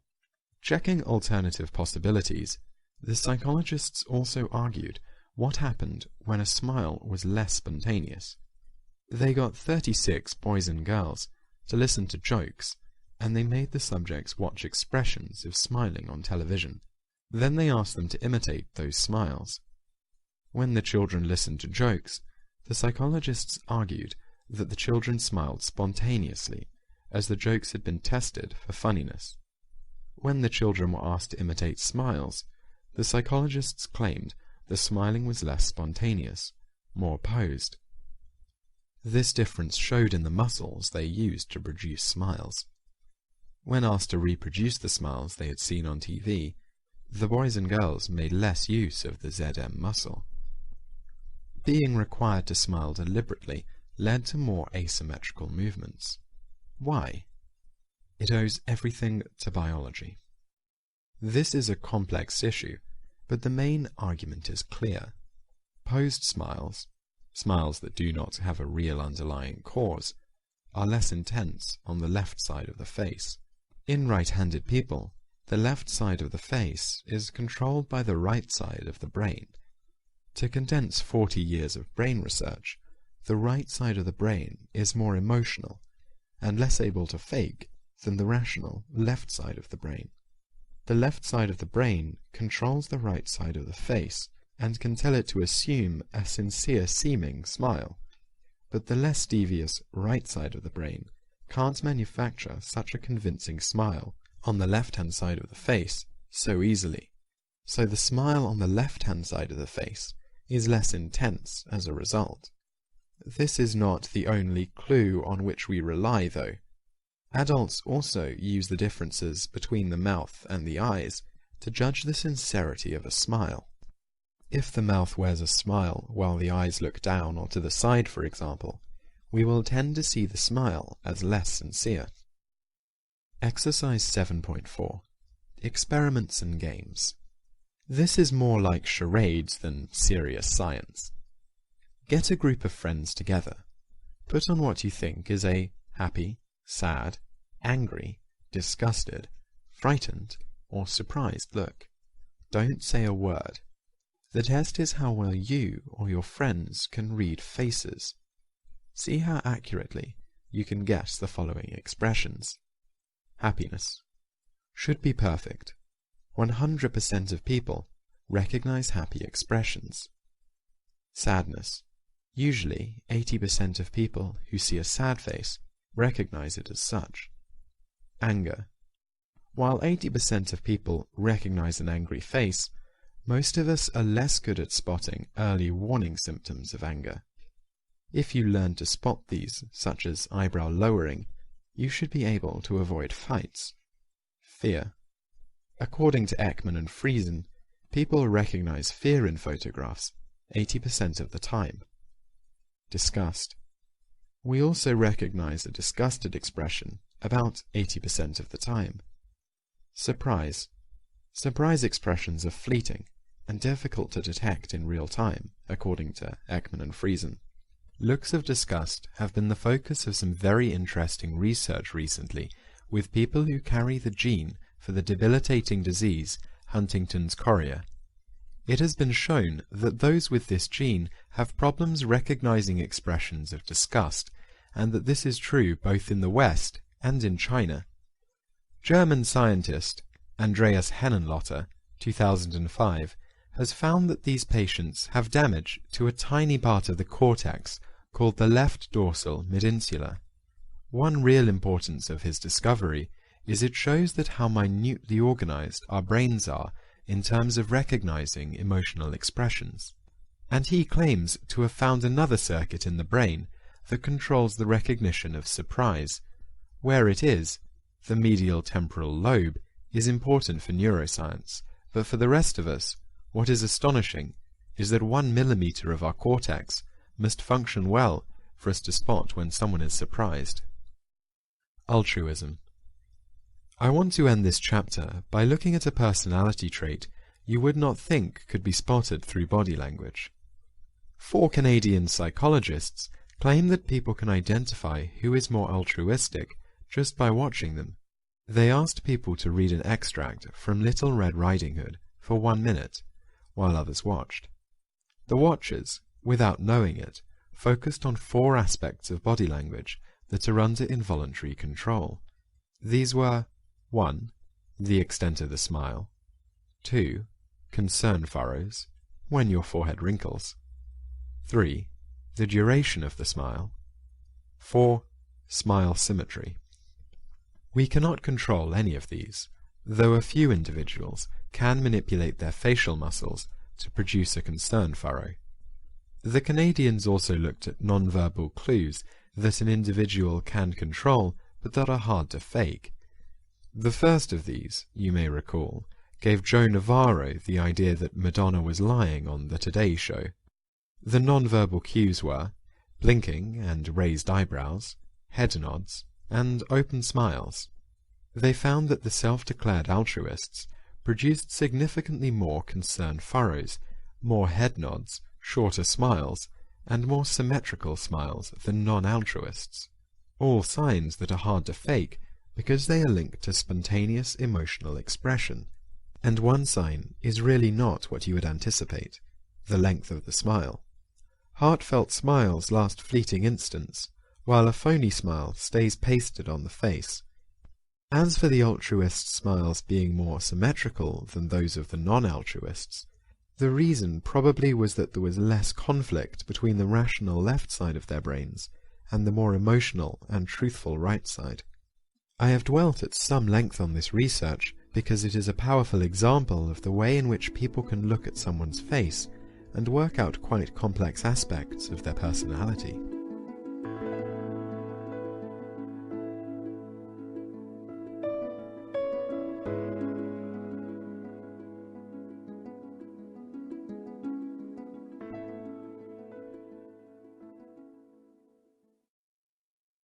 Chapter 8. Body Language at Work. Elizabeth I of England became Queen in 1558. By the time of her death in 1603, she had seen off the King of Spain, the Spanish Armada, and a great many would-be husbands. She succeeded in being adored and admired by her subjects, even though she was in effect a woman boss at the time when women bosses were unknown.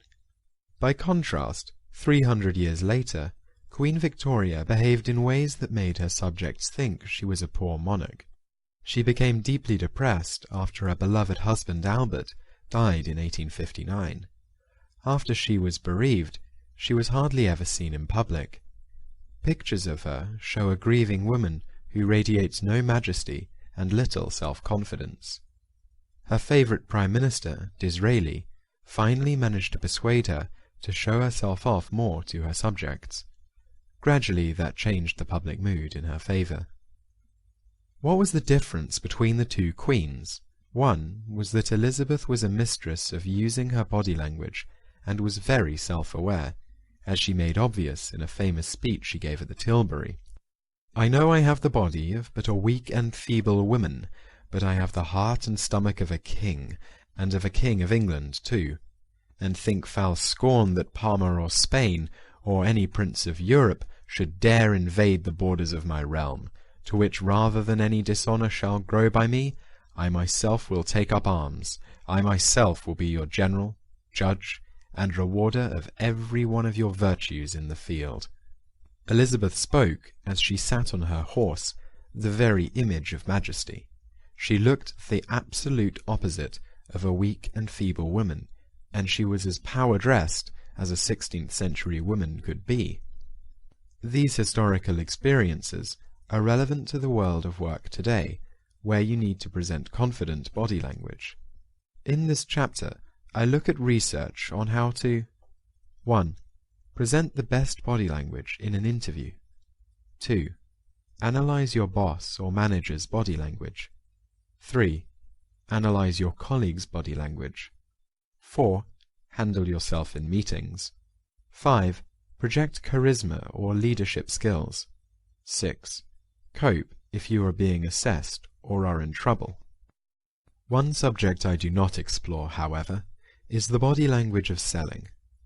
Many early texts on body language were obsessed with this and gave endless tips on how to establish rapport when you were flogging encyclopedias or vacuum cleaners door to door. I work from home a good deal, and over the last 25 years I have never been visited by anyone offering me an encyclopedia which will change my life. Selling is a very different game now. The salesman knocking on your door is now the person who rings up to peddle all manner of goods, or the online drone you never have to see. Top dog. In the wild, animals, especially social animals, like dogs and apes, manage to establish who is the most powerful animal in a group without real violence. If the top dog bit and maimed all the inferior dogs in the pack would soon become vulnerable. Animals have wisely evolved rituals to show who is top dog without blood being spilt. The dominant animal is often bigger and taller. The submissive animal knows that and accepts its place without putting up a real fight. Often the weaker animal offers a vulnerable part of its body to the stronger animal. The top dog does not, however, bite the proffered neck, because the mere act of having another animal offer its neck is enough to make clear who is boss, so no one gets injured competing to get the loveliest females or the best cuts of meat. Human beings are less sane and fight all the time, for serious or utterly trivial reasons. For nearly a century, France, Mexico, and the United States warred over a tiny island in the Pacific called Clipperton, whose only resource was guano, the droppings of seabirds. In the Middle Ages, there were battles over whether or not men could wear beards. The Lord of the Bank. In 1975, when I wanted to get an overdraft, I went to see the all-powerful bank manager. It was always a man in those days, sat behind his desk in his inner sanctum, a polished office with a huge polished desk. An assistant opened the door and led me in. I did not offer my neck to the bank manager, but I remember always feeling tense and trying to make the best impression. 30 years later, I went to review my banking requirements at the West End office of my bank. My new bank manager emerged from a massive open-plan office. She did even not rate for an office of her own. Yes, big news. We have women bank managers. But when she met a client, she had to share a desk in a small cubicle. She had no assistant to get a cup of coffee. Her office and her body language reflected the truth that my deskless bank manager does not have anything like the power her predecessors had in 1975. Derek Spencer, John Temple, Ian Springett, and Bob Cumber, nice men who sat behind the magnificent desk in the NatWest branch at Knightsbridge, could decide to lend large sums of money because the job of the bank manager then was to decide who was a good risk and who wasn't. They were expert at intimidating body language and masters of the fixed stare. Once I left the manager's office sweating because he complained I was always up to the limit of my overdraft, and sometimes over it. I tried hard not to display signs of tense body language, as that would have made a bad impression. Then, only the very biggest decisions were referred to what one of them called the gods at Lothbury, where the headquarters of the bank were located. But now the bank manager has much less status. Almost all lending decisions are made centrally by the bank computer. It looks at your history, consults your credit rating, and decides yes or no. The very different workspaces these managers enjoyed highlights the loss of status. In 1975, the manager had power and assistants to fetch tea or coffee, as well as an impressive desk. In 2007, he or she has no desk, no assistants, and not much power. Times change, and yet one change that has affected most of us is that we have much less job security than people had years ago. This means, of course, that we are much more likely to have to seek new jobs. Body language at interviews. Every year in the United Kingdom, millions of people go for job interviews. Whether for a supermarket or management position, body language is crucial. Much advice suggests that you should be quite submissive. Never give the idea that you may be a tough or dominant person. After all, you, the candidate, are the one asking for a job. Some experts suggest you should never shower the interviewer with positive feedback. One gem of advice from self-help websites, for example www.nationalbullyinghelpline.co.uk, is to sit up and lean slightly forward, as this will project interest and engagement in the interaction. It is also wise to align your body position to that of the interviewer, as it shows admiration and agreement. Flattery will get you hired. Interviewees should also show your enthusiasm by keeping an interested expression, nod, and make positive gestures in moderation, but avoid looking like a bobblehead. And, a little bizarrely, stand up and smile, even if you are on a phone interview. Standing increases your level of alertness and allows you to become more engaged in the conversation. Dire don'ts. Don't rub your neck, which suggests that you don't care or have something to hide. Don't rub your nose, which is unpleasant and suggests you are lying. Don't rub any other part of your anatomy either, which is even worse. Don't shake or bobble your legs or knees, which suggests tension. If anyone on the interview panel has been in the police, they will suspect you have a criminal past.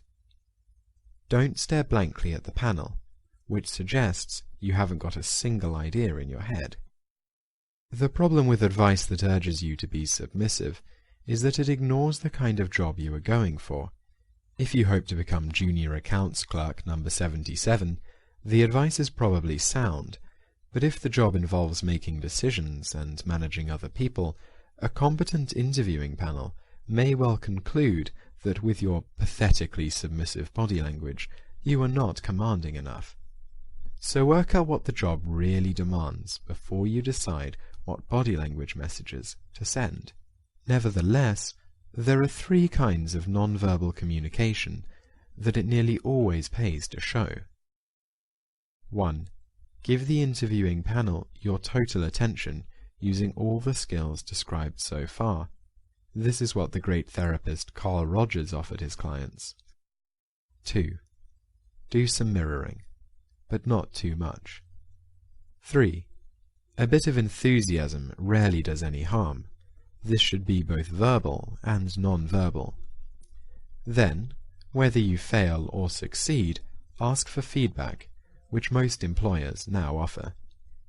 It may be painful to hear that you spoke hesitantly and looked confused when you were asked tough questions, but feedback will give you vital information about the way others see you and what you need to change to perform better at your next interview. If you get the job, still ask for feedback. You are going to have to work with these people, so you must know how they see you. Tip: be consistent in your presentation of yourself. Do not act like a weakling when you give one answer and like a tough nut when you give the next, unless you can explain why you are presenting such different personalities. Good interviewers will pick up contradictions swiftly. A number of American websites also offer the following suggestion to people being interviewed. Limit your application of colognes and perfumes. Invasive aromas can arouse allergies. Being the candidate that gave the interviewer a headache isn't going to work in your favor. Body language do's and don'ts for interviews, which can be found at www.careerbuilder.com. Case history: the lying CV. I became very aware just how damaging contradictions can be in the way you present yourself when I was asked to film candidates for the job of chief executive of a medium-sized company. Wanted to see how potential chief execs might behave if they were interviewed by the media. The results were instructive. 2 candidates became very nervous. One was a woman who had come in a dramatic orange dress with orange-dyed hair. Her appearance disqualified her entirely, I thought, but what I found most interesting was the erratic body language of one male candidate. He would lean back and stare into the distance as if musing deep personal thoughts. Then suddenly he would snap to, lean forward, smile intensely at me, and become animated and forceful, using his index finger in a classic jab to emphasize points he was making. Finally, all aggression drained, he would lean back in his chair again, ruffle his hands through his hair, and avoid eye contact. Odd, I thought. Though his CV was excellent and suggested he was well qualified, his body language suggested something different. He was over-anxious and seemed to find it hard to pay attention. His sudden aggressive movements suggested he might well be a bully as a boss. I subsequently learned that his CV had been misleading and that he had been asked to leave his last job. He had not been frank about that. In the job. Once you have a job, you need to assess the company you are working for. What is it like? And here, the body language of both your boss and of your colleagues may be very revealing. The first vital step is to work out the leadership style of the person you report to. Daniel Goleman in Leadership That Gets Results, 2002, Harvard Business Review, offers a good guide. He describes 6 leadership styles: coercive, authoritative, affiliative, democratic, pace-setting, and coaching. The coercive leader demands immediate obedience and does not tolerate dissent. The authoritative leader tries to inspire people with his vision and radiates self-confidence, but wants things done his way. The affiliative leader builds bonds. She believes harmony will get the best results. Good teamwork makes money. The democratic leader forges consensus by asking people what they think and empathizes team leadership and collaboration. The pace-setting leader sets a high standard of performance and does not really care about hurting people's feelings very much. The coaching leader likes to act as a headmaster.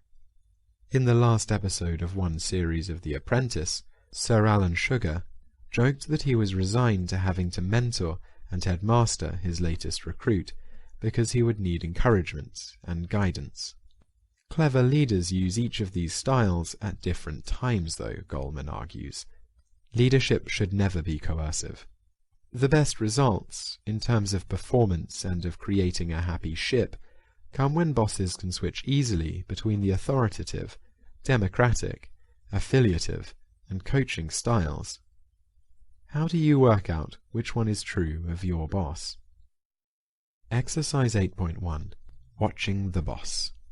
Observe your manager and score him or her on the following behaviors. 1. Does he let others have their turn to speak? 2. Does she usually keep the door of her office open unless there is a good reason for privacy? 3. Does he bite his nails or scratch other parts of his anatomy? 4. Does she invade personal space? An extreme example would be sitting on your desk when coming in to talk to you. A less extreme example is peering over your shoulder while you work. 5. Does he pace around the open-plan office looking to see what you are doing? 6. Does he or she flirt with employees? 7. When your boss listens, does he tend to lean towards the speaker, rewarding him or her with head nods and making eye contact? 8. Does your boss show signs of chronic impatience? 9. Is your boss good at giving praise?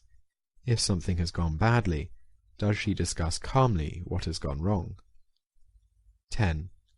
Does your boss share his worries when your team performance is about to be reviewed by top management?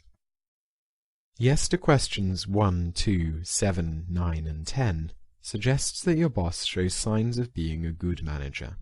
Yes to questions 3, 4, 5, 6, and 8 suggests she or he is very anxious and tries to deflect that by being aggressive and rude to others. If your boss scored a no to most of questions 1, 2, 7, 9, and 10, and yes to most of questions 3, 4, 5, 6, and 8, you are not likely to be in a happy environment. But managers give themselves away, not just by their words and memos, but by their body language. They show that they are bored by picking their fingernails or imaginary spots on their clothes. Most of these are, according to some occupational psychologists, variations on the act of jiggling your knees, which is given the wonderful technical description, knee bobbling. 360 degrees of hell. In the past, there was very little that employees could do if they were being managed badly. But things have changed, partly because of a new technique called 360-degree assessment, which requires managers to be assessed not just by their superiors, but also by their peers and juniors. The questions ask you to reflect on the body language of the person you are assessing, as well as how competent they seem to you. This new technique puts great pressure on managers. One chief executive I know was devastated to discover that his employees thought he was rather vague and lazy. He retired soon after. If you feel especially vicious, you will jot down all the person's worst and most off-putting actions. Spiteful? Very.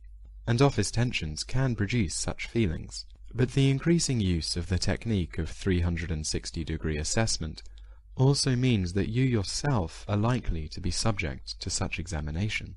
So be careful how you present yourself to those above and below you. Office spaces. In the office, one key weapon is your workspace or desk. Good receptionists, for example, use their desk as a boundary. You will not get past it if they don't want to let you in. Inside the office, the desk is your own territory. Organizational psychologists have found 3 basic positions in which people place their desks. In the corner, so that the person sitting at it is enthroned, sees everything, and is protected on 3 sides. 2. Facing the window, so when someone comes in, they are greeted by the desk owner's back. 3. Placed centrally, so the visitor can stand or sit opposite you at the front, but can also come to one side of the desk. The first position gives the desk owner a sense of control, as it protects the rear and sides. The second position is the most vulnerable, as the desk owner prefers a nice view of the outside to watching everything taking place in his space. The third position is the compromise, as the desk owner can see what is happening, but also grants some room to a visitor. Research into body language is only just catching up with new work arrangements, such as open-plan offices, call centers, and working from home. But some of the principles of body language are very old. Body language at meetings. The meeting is the bane of corporate life today. Meetings this day have a special lingo where people say things like, "Can I parachute in on that one?" and "Please don't be such a silo." That's government jargon for single interest lobby. If you are too much of a silo, you don't see the whole picture. Non-verbal communication is, at least, less quirky than corporate jargon. What is crucial is knowing how to make your position firmly without upsetting people, and posture and timing matter. Do not slouch at meetings. Sit up at the table and make notes. Make steady eye contact when others are speaking, and try to sense the mood of the meeting. You can do this by checking how much tense body language is on display. You would be well advised not to start confrontations if you can see many examples of displacement activities, fidgeting, or classic signs of tension, such as people sitting with their arms crossed or rubbing their hands on the back of their heads. If you are ambitious, you will want promotion. Obviously, human resources will consider your whole work record, but it will also help if you behave like a potential leader without making your managers and colleagues feel you are irritatingly ambitious. By this point in the book, you should have some idea of what you need to project to make people feel that about you. Exercise 8.2. Self-observation. Write down 7 things you can do to convince work colleagues that you would make a good leader. If there is someone you trust at work, especially someone you trust not to betray your ambitions, discuss these, and in the light of what he or she says, modify your tactics. Take a deep breath and work out the risks of trying a few of them and seeing how people respond to you. Women bosses. Surveys by the website Bad Bossology, www.badbossology.com, which records what makes good and bad bosses, show that men over 45 find it hard to cope with a woman boss because, historically, women were meant to be submissive. Men who now have women bosses sometimes resent having to report to the so-called weaker sex. The reversal of roles can cause problems. Tip: try to forget your boss is a woman and treat her as you would a male boss. But we are in the middle of many social changes, which can cause confusion. An article for Women magazine, for example, recently reported on men who had relationships with powerful career women. Yes, the women were used to lording, or should I say ladying, it over the minions at the office, but the moment they got home, the article said, they wanted to relax, and they relaxed by being submissive to their inferior men, especially in bed. How extraordinary that a leading women's magazine should publish what seemed to be a very sexist piece. Maximum stress. The bizarre business of paradoxical intention. It is vital to present good body language during assessments or if you are in trouble. If the boss is criticizing you, or worse, if you face a disciplinary hearing, you need to appear reasonably confident. That does not mean you must never apologize, but your body language must not suggest that you are racked with anxiety, even though you may well be. The first obvious tip is to try and relax before the meeting. That's easier said than done, but it may be helpful to ask your partner or your closest friend what tells them you are feeling nervous. The second trick is surprising. Do not always suppress tics and twiddles, at least when you are preparing for what is bound to be a tense meeting. Instead, go in for paradoxical intention. That's a concept that needs explanation. Case history. Consider the following story about a civil servant in an Eastern European country. When the man retired to his country cottage, he caused a stir in the village. Every morning one of the local boys would call and disappear for a minute or so into the man's cottage. The curious villagers persuaded the boy to reveal what was going on. I am paid to knock on his bedroom door and shout a few words, and then he shouts a few words. He finally told them what the words were. He said, "I shout, 'The Secretary of State wishes to see you,' and he shouts back, 'To hell with the Secretary of State.'" The civil servant was finally getting his own back after years of kowtowing to his boss, but the man was also using a variant of a technique called paradoxical intention, though he had no idea he was doing that. A clever psychoanalyst, Viktor Frankl, argued that there was no need to spend months on the couch to cure yourself. If you felt depressed, you should consciously try to make yourself as depressed as possible. If you were anxious, you should make yourself as anxious as possible. Frankl claimed that pushing to the limits, paradoxically, made people feel less depressed and less anxious. Frankl incorporated this technique successfully into the therapy he practiced. In terms of body language, his ideas can be applied. The sequence seems simple. First, identify the signs that tell you you are stressed. Let's assume that you know you fidget and sigh when you are anxious, and that is precisely what you do and feel as you await the dreaded assessment. Now breathe deeply and attempt the paradoxical cure. It is highly practical. Your problem is that you fidget? You haven't tried fidgeting yet. How long can you fidget? Let's see. Not very good. You're a midget in the fidget stakes. You have to fidget with your fingers, toes, knees, till it's impossible to fidget more. Repeat the exercise with sighing. Sigh, sigh, and keep on sighing. You may discover you can't sigh for much longer than 5 minutes. What other signs of nervousness do you show? Display them as much as you can. This technique will not cure the underlying causes of stress, but it will help you achieve a measure of control over them. It may also make you laugh. And laughter is often the best medicine. Very oddly, not much has been written about the body language of laughter. Laughter really shakes the body. It is one of only 4 actions in which we cease to be in control of our bodies. We don't become helpless when we talk, but when we laugh, sneeze, have an orgasm, or are in extreme distress, we are out of control. In 1955, a psychoanalyst reported a case of a 6-year-old boy who could not stop laughing. In 1982, The Lancet noted, with a mixture of alarm and amusement, that 25% of student nurses admitted to having an experience of giggle incontinence, laughing so much that they wet themselves. More positively, when you laugh, you release neurochemicals into your brain, which promote a sense of euphoria.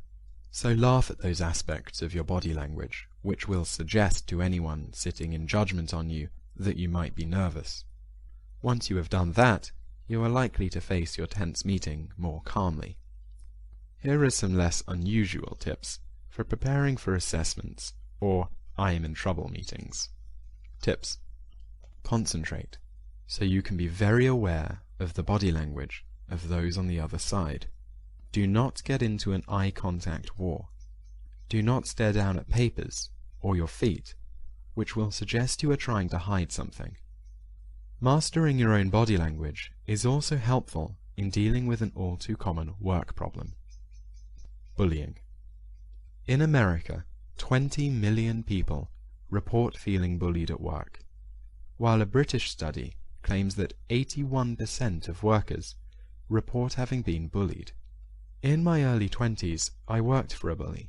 He never praised good work and always blamed me or my colleagues if something did not go to plan.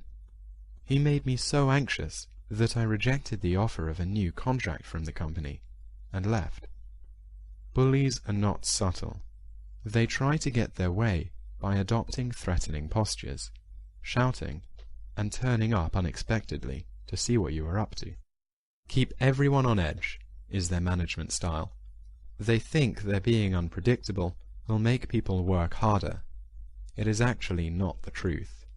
Some commentators now think that political correctness has made us too ready to accuse bullies.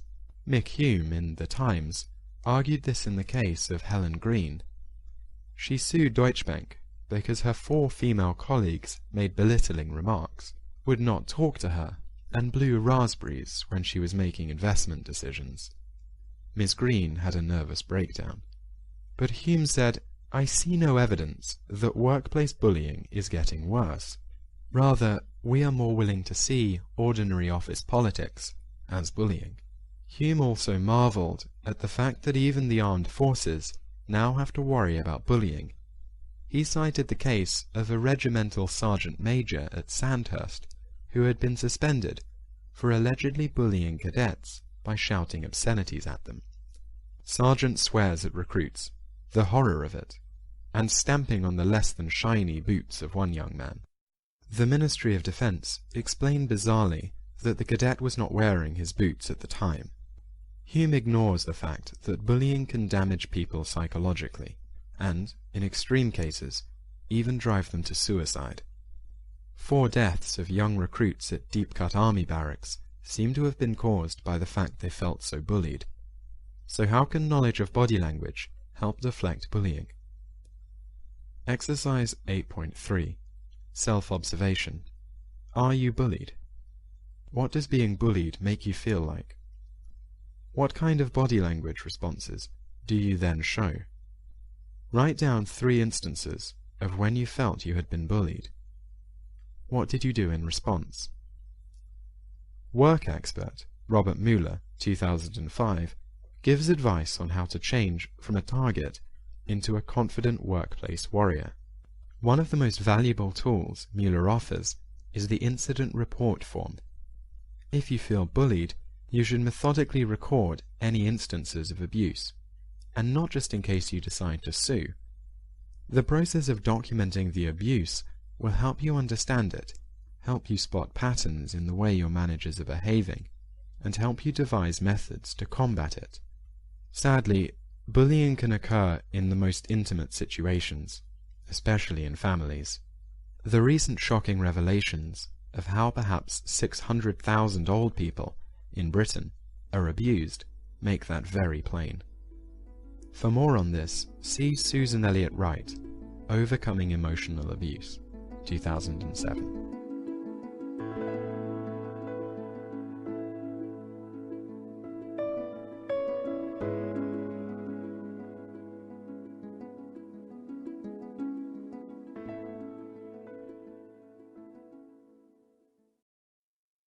Chapter 9. The Body Language of Flirting and Fancying. In the 1989 hit film When Harry Met Sally, the couple stop at a restaurant on the way to New York. Over hamburgers, they bicker about how men and women see and make love. To show how vain men are all too easy to fool, Sally, played by Meg Ryan, gives a virtuoso display of a girl having an orgasm. All a girl has to do is breathe ever more frantically, loll her head back, and start screaming, "Yes, yes, yes, it's good," The other diners listen in. One woman says she'll have whatever Meg Ryan is eating. Harry, played by Billy Crystal, gets embarrassed, and not just because his friend is making a spectacle of herself. The deeper reason is that men do not like to be reminded of the fact that women can fake orgasms. Very wittily, the scene shows that we never know what someone really feels. That is why we are so eager to read the body language of attraction and arousal. Even today, 40 years after the sexually permissive society started to permit, sex is still surrounded by many taboos, and taboos mean anxiety, and anxiety shows in body language. In this chapter, I look at flirting in personal space, gay flirting, differences in the way men and women communicate, where men and women look when talking to each other, and how personality affects sexual interaction. Exercise 9.1. Signs of love. How do you know if someone fancies you? Write down at least 4 key things you think are good clues. If you are in a relationship, what signs do you look for to tell whether your partner is in a romantic mood? If it's a good relationship, ask your partner, do you recognize those signs as something you do when you want to get me in a loving mood? Michael Argyle, the academic I mentioned in Chapter 1, pioneered studies of how men and women look at each other and look away. This is one of the oldest eye ballets in the world. You look at someone who interests you, but you don't want them to realize you are keen, so you look away. Then, out of the corner of your eye, you wait for them to look at you, which will show you whether they are interested too. The way we look at someone else is something of a precision skill. This applies especially when a man and a woman meet for the first time. The situation is tense and risky. Neither knows what the other person thinks, feels, or wants. Usually, we tend to be less direct because we worry about being rejected. The Oxford Social Research Centre warns that women should be careful about flaunting their body language, as men are all too ready to mistake friendliness for flirting, and flirting for mad, passionate desire. But that, of course, does not mean that women never initiate flirting. In Psychology Today, Monica Moore, 1995, reported what is known as a meta-analysis of studies of flirting. Looking at a mass of research, Moore found that women use 52 different non-verbal courtship behaviors. These included glancing, gazing, primping, preening, smiling, lip-licking, pouting, giggling, laughing, and nodding. Her research slams the myth that it is always men who start the dance. Often girls take the first step. There were many instances, Moore saw, when a woman looked round a room to spot any likely talent. When her eyes lit on a likely candidate, a girl tended to flash the short, darting glance, looking at him quickly, quickly looking away, looking back, and then away again. Many women managed this in a shy, sly, and indirect way. In today's world, however, where magazines for preteen girls often discuss sex, women are frequently more overt. Moore even saw a few women hike up their skirts so the man they fancied could ogle more of their legs. But when they realized other men were looking at their thighs, these come-and-get-me girls quickly pulled down their skirts again. Moore found many examples of flirting body language, including the eyebrow flash, an exaggerated raising of the eyebrows of both eyes, followed by a rapid lowering, the coy smile, tilting the head down, looking away at an angle, turning the head to expose some of the neck. Many experts see these signs of female submissiveness, but Moore argues this is a mistake. These moves are not submissive because their point is to orchestrate courtship, and the one who orchestrates moves is not powerless. Moore is not the only expert to think that we need to be more modern and not view flirting as a battle of the strong male and the submissive female. Tim Purper, 1999, of the University of Philadelphia, argues that men who flirt produce gestures that may look dominant, such as sticking out their chests and strutting around. But don't let the bravado fool you. The dominant flirt may also show submissive gestures, such as bowing his head lower than the woman's. Women may also yo-yo between the dominant and the submissive purpur notes. A woman may droop her head, turn slightly, and bare her neck, but then lift her eyes and lean forward with her breasts held out, and that doesn't look submissive at all, he argues. The latest research concludes that no one is ever totally dominant in a good flirtation. Instead, there is a subtle, rhythmical, and playful back and forth. A couple synchronize. She turns, he turns. She picks up her drink, he picks up his drink. Skillful operators do it gradually. You can show a stranger you're interested across a crowded room by looking at him or her and trying to hold the gaze for roughly 1 second. Much more than 1 second tends to be perceived as threatening.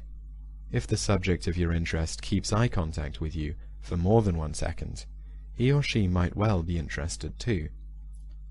What happens next is important.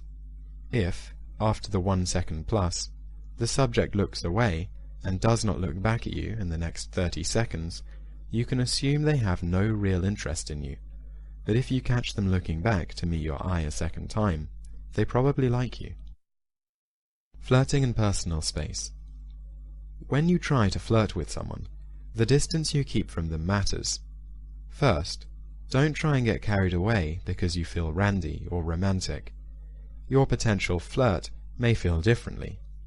Look, notice how far they stay from you. That reveals much about their feelings towards you.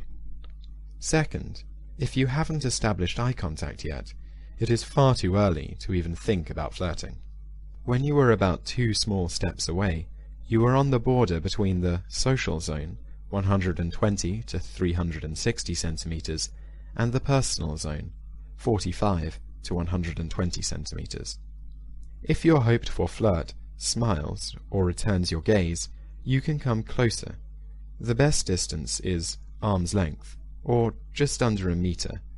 Any closer, and you're moving into the intimate zone border reserved for lovers, family, and very close friends. This might make your target uncomfortable. Exercise 9.2. Self-observation. How do you behave when you flirt? What tells you whether it is serious or not? Try to remember the first time you flirted. Look objectively at your flirt's posture. Encouraging signs are if he or she is also leaning forward and has an open posture. Women, experiments show, are more likely to tilt their head to one side when they are interested. Another positive sign is mirroring. When the mirror neurons are firing and your partner gets into a posture similar to yours, mirror image postures, where one person's left side matches the other person's right side, are the strongest sign of rapport. It is usually best if people are not consciously aware of someone deliberately echoing their postures, though they will still view a person who does this quite favourably. But don't go too far, especially these days, when so many people now are savvy about body language. Barrier signals. If the person you are trying to flirt with is not keen, they may respond with obvious barrier signals, such as turning away or crossing their arms. There is also a very subtle keep out sign to watch for. The not keen may rub his neck and point his elbow upwards at you. Back off if that is the reaction. If only the person's head is turned towards you, while the rest of the body is orientated in another direction, this too is a negative sign. A woman also can use a handbag as a barrier. Moore also noted the ways women slow down a flirtation or stop the whole tango. To slow down, a woman will tend to orientate her body away slightly, cross her arms across her chest, or refuse eye contact. To finito the tango in its tracks, so there won't be no chance of it ever resuming, Moore saw women might frown, sneer, shake their heads from side to side, put their hands in their pockets, stare over the bloke's head, flirt with other men, or just yawn. Moore also observed situations in which men show the sensitivity of an armadillo. Among desperate don't-bore-me maneuvers women had to resort to, some held a strand of their hair up to their eyes, message, "I'd rather examine my split ends than spend another moment with you," or the ultimate turn-off, some women picked their teeth. The best flirting distance. The rules for the best distance for flirting differ depending on whether you are face-to-face or side-by-side. When side-by-side with someone, eye contact is inevitably less direct and less intense. Each of you has to turn your head to look directly at the other person. To compensate, and this is unconscious, you nudge and huddle a bit closer than arm's length. Gay flirting. Gay flirting has been studied less than heterosexual flirting, but some research hints at interesting differences. Marnie Hall, 1999, a San Francisco psychologist, remembers that back in the 1950s, gay women stuck to inflexible gender roles. Butch women did the male stuff. They held their bodies tight, lit cigarettes with a dominating flourish, bought drinks, opened doors, and swaggered. On the other hand, femmes would wiggle their hips and use indirect feminine wiles. In the 1960s, that changed, and lesbians shied away from artifice. In the 1990s, however, the butch-femme distinction came back, but with one big difference. Today's lesbians have a sense of irony and wit about the whole charade, and the butch-femme distinction is less polarized. The gender roles are more scrambled, with dominant femmes and soft butches, Hall observes. Irony is interesting here. You don't find it that often in straight flirting, because even if women are a little bit more likely to take the initiative than in the past, sex roles are still set in the mold. Male homosexuals also flirt in a way that may surprise heteros. Social psychologist Timothy Perper observed two gay men locked in a stalemate of sustained eye contact for 45 minutes. Only then did one of them make the next move. That was a slow couple. Perper has also seen two gay men fast forward in 2 minutes through the whole flirting ritual of gaze, approach, talk, turn, touch, synchronize, and so to bed in a way Samuel Pepys would have approved of. Such dazzling speed is unusual in heterosexual relationships. Even the great lover Casanova usually took an hour, and quite often a day, to consummate his liaisons. Gay men who want to commit can also now take dating courses, which began at the Harvey Milk Institute in San Francisco in the 1990s. One topic is the repertoire of gestures straight women use when they are seeking partners. Gay men are encouraged to learn how straight women do it. Finally, I must record a confusing flirting incident on a train. A gay lawyer, Anthony, sat opposite a gay prison officer, Tracy. They hadn't met before, but after half an hour they were flirting enthusiastically and arranging to go out together, so that he could pick up men and she could pick up women.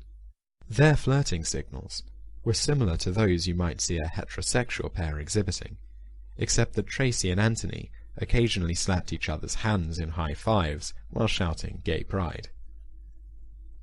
When men and women talk. Deborah Tannen is one of the world's experts on the difference in the ways men and women listen and talk. I interviewed her for New Scientist in 1992, after she had published a book called You Just Don't Understand, 1992. Tannen told me women frequently complain that their husbands or partners don't talk to them. She referred me to her book, Divorce Talk, which claims that most women, but only a few men, give lack of communication as the reason for their divorce. As half the marriages in the USA fail, Tannen added, this amounts to a virtual epidemic of failed conversation. A familiar cartoon summed it up for her. Husband, sitting at the breakfast table, reading the morning paper, which is in front of his face, while his wife glares at the newsprint. He wants to read, she wants to talk. It's the linguistic battle of the sexes, according to Tannen, and one that causes much suffering. avoidable suffering, in her opinion. Tannen conceded that when women accuse men of not listening, and men protest, "I am listening," the men are often right, but their body language does not make the women think that the men are paying attention. Something has gone wrong in the mechanics of male-female conversation, Tannen said. The problem starts, according to Tannen, as soon as a man and woman position themselves to talk. When she studied videotapes made by psychologist Bruce Dorville of children and adults talking to their best friends of the same sex, I found that at every age the girls and women faced each other directly, their eyes anchored on each other's faces. At every age, the boys and men sat at angles to each other and looked elsewhere in the room, periodically glancing at each other. But when men face away from them, women interpret this as indifference. The creeps aren't listening, and that leads to bitterness and hostility. The reasons women think men don't listen can be even simpler. Lynette Hirschman, a linguist, found women made more listener noises, such as mm-hmm, uh-huh, and yeah, to show they were in tune with their partner. Men make far fewer such noises, and women interpret the almost silence to mean men couldn't care less what they're saying. Men, on the other hand, interpret these small burbles of noise as meaning, "Just get on with it, darling," or "Don't make a fuss," signs of impatience. Let's be honest, gentlemen, and I write here as a man, of course. We men usually hate it when a girl says, "We need to talk." We know she will want to talk about the relationship and not Real Madrid. We know we shouldn't sigh inwardly, but hey, chaps, football is more interesting than feelings. I jest. A young woman told Tannen that whenever she said she wanted to talk, her boyfriend would lie down on the floor, close his eyes, and put his arm over his face. She took this to mean that he'd rather take a nap than listen to her. But her boyfriend insisted that he was making the supreme sacrifice of listening, with his ears fully attuned.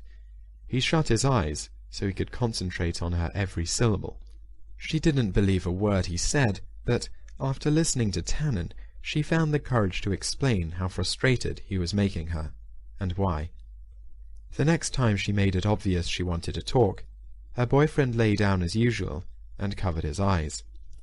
She muzzled her usual irritation, made sure he really was listening, and was amazed by what followed. The boyfriend sat up and looked at her, thrilled. She asked why. He said, "You like me to look at you when we talk, so I'll try to do it." Problem solved, but it took courage and compromise from both of them. Where men and women look. Men are all too apt to stare at a woman's breast rather than her face, but women tend to look desirable men up and down from head to toe. Exercise 9.3. Self-observation. Where do you think you look? If you have a video camera, video yourself looking at two people of the opposite sex, one person you know and one person you hardly know, for 5 minutes. Let them do the same. Play the video back, and you should be able to spot roughly where you and they are looking. Personality. I have suggested that personality affects body language. It also affects the way and the speed at which people interact sexually, and how body language reveals that. For example, Eysenk's theory of personality has implications for sex.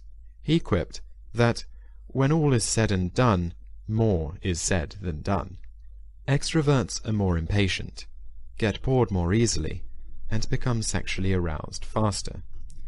As a result, men who are extroverts will want to hurry towards sex, and probably through sex.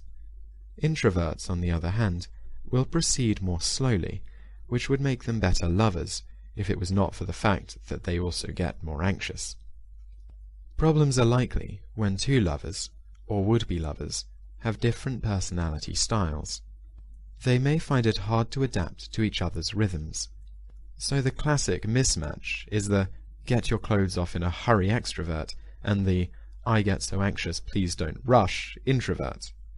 And the risk is that the one in a hurry is so eager he doesn't notice the signs that say, "Please slow down." For men especially, it's wise to analyze your own past and face up to the question of whether you get too keen too fast and whether this betrays itself in your body language. Men need to recognize when the signals they are getting are just friendly, as opposed to ready for romance cues. Tip: watch out for "please get away" signals, such as a woman who turns away from you or crosses her arms when you are about to kiss her. The stages of sexual arousal. Flirting often does lead to sex, of course, and there is as much body language in the bedroom as in the boardroom. To understand intimate body language, it is worth looking at the work of two important researchers into sexual behavior, William Masters and Virginia Johnson. They spent 20 years studying how our bodies respond before, during, and after we make love. In their lab, Masters and Johnson wired up volunteers and studied their pulse rate, skin response, eye dilation, erections, vaginal dilation, blood pressure, and much else in sexual situations. Their results led them to develop a theory of the stages of sexual arousal. The first two stages deal with the prelude to making love and are very clearly about body language. Stage 1 is arousal. The pulse races, breathing gets quicker, men begin to get an erection, women get tingly feelings, the pupils dilate. Animals have courtship rituals, but once they begin the sexual act, it is usually quick. Human beings, however, enjoy pleasure and the anticipation of pleasure through foreplay. As foreplay intensifies, the tension builds, and you wait for release. Stage 2 is the plateau stage. Masters and Johnson named it this because foreplay builds to a pitch of excitement, a plateau, if you like. Most women and men have to spend time in this highly excited state before they can reach orgasm. As we start to make love, our bodies react in quite dramatic ways. Our breathing becomes quicker, our pupils dilate, and their galvanic skin responses increase. There are also important changes in the genital area in both women and men. When you are excited, it is not always easy to pay attention to your partner's body language, but it is wise to do so. Is he or she returning your kisses and your touching? Are you making every move first? Is there any sign that your partner is tense? Does he or she pull away? It is hardly unusual to be anxious the first time you go to bed with someone. Very normal anxieties are: is this happening too fast? Does he or she love me? Am I sexy enough? What does he or she expect of a sex partner? The sensitive and smart thing is to be alert to any last-minute signs of stress or of displacement activity which suggests doubt. Some of the most obvious signs of stress or doubt are shown by body alignment. Remember the acid test. You might be wrong. She may not see you as the man of her dreams, but as a nice, but not particularly fanciful, bloke.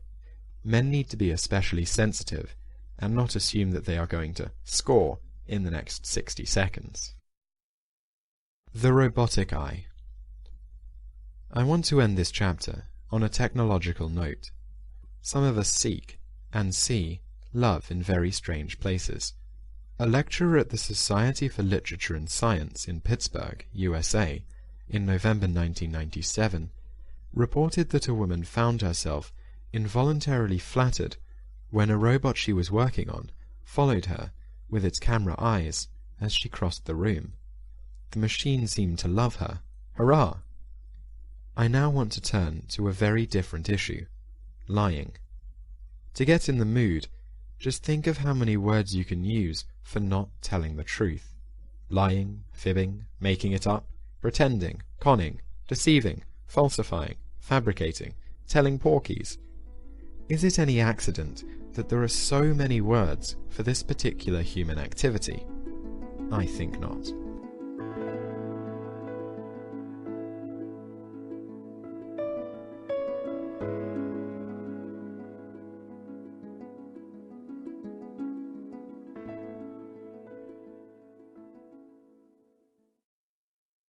Chapter 10.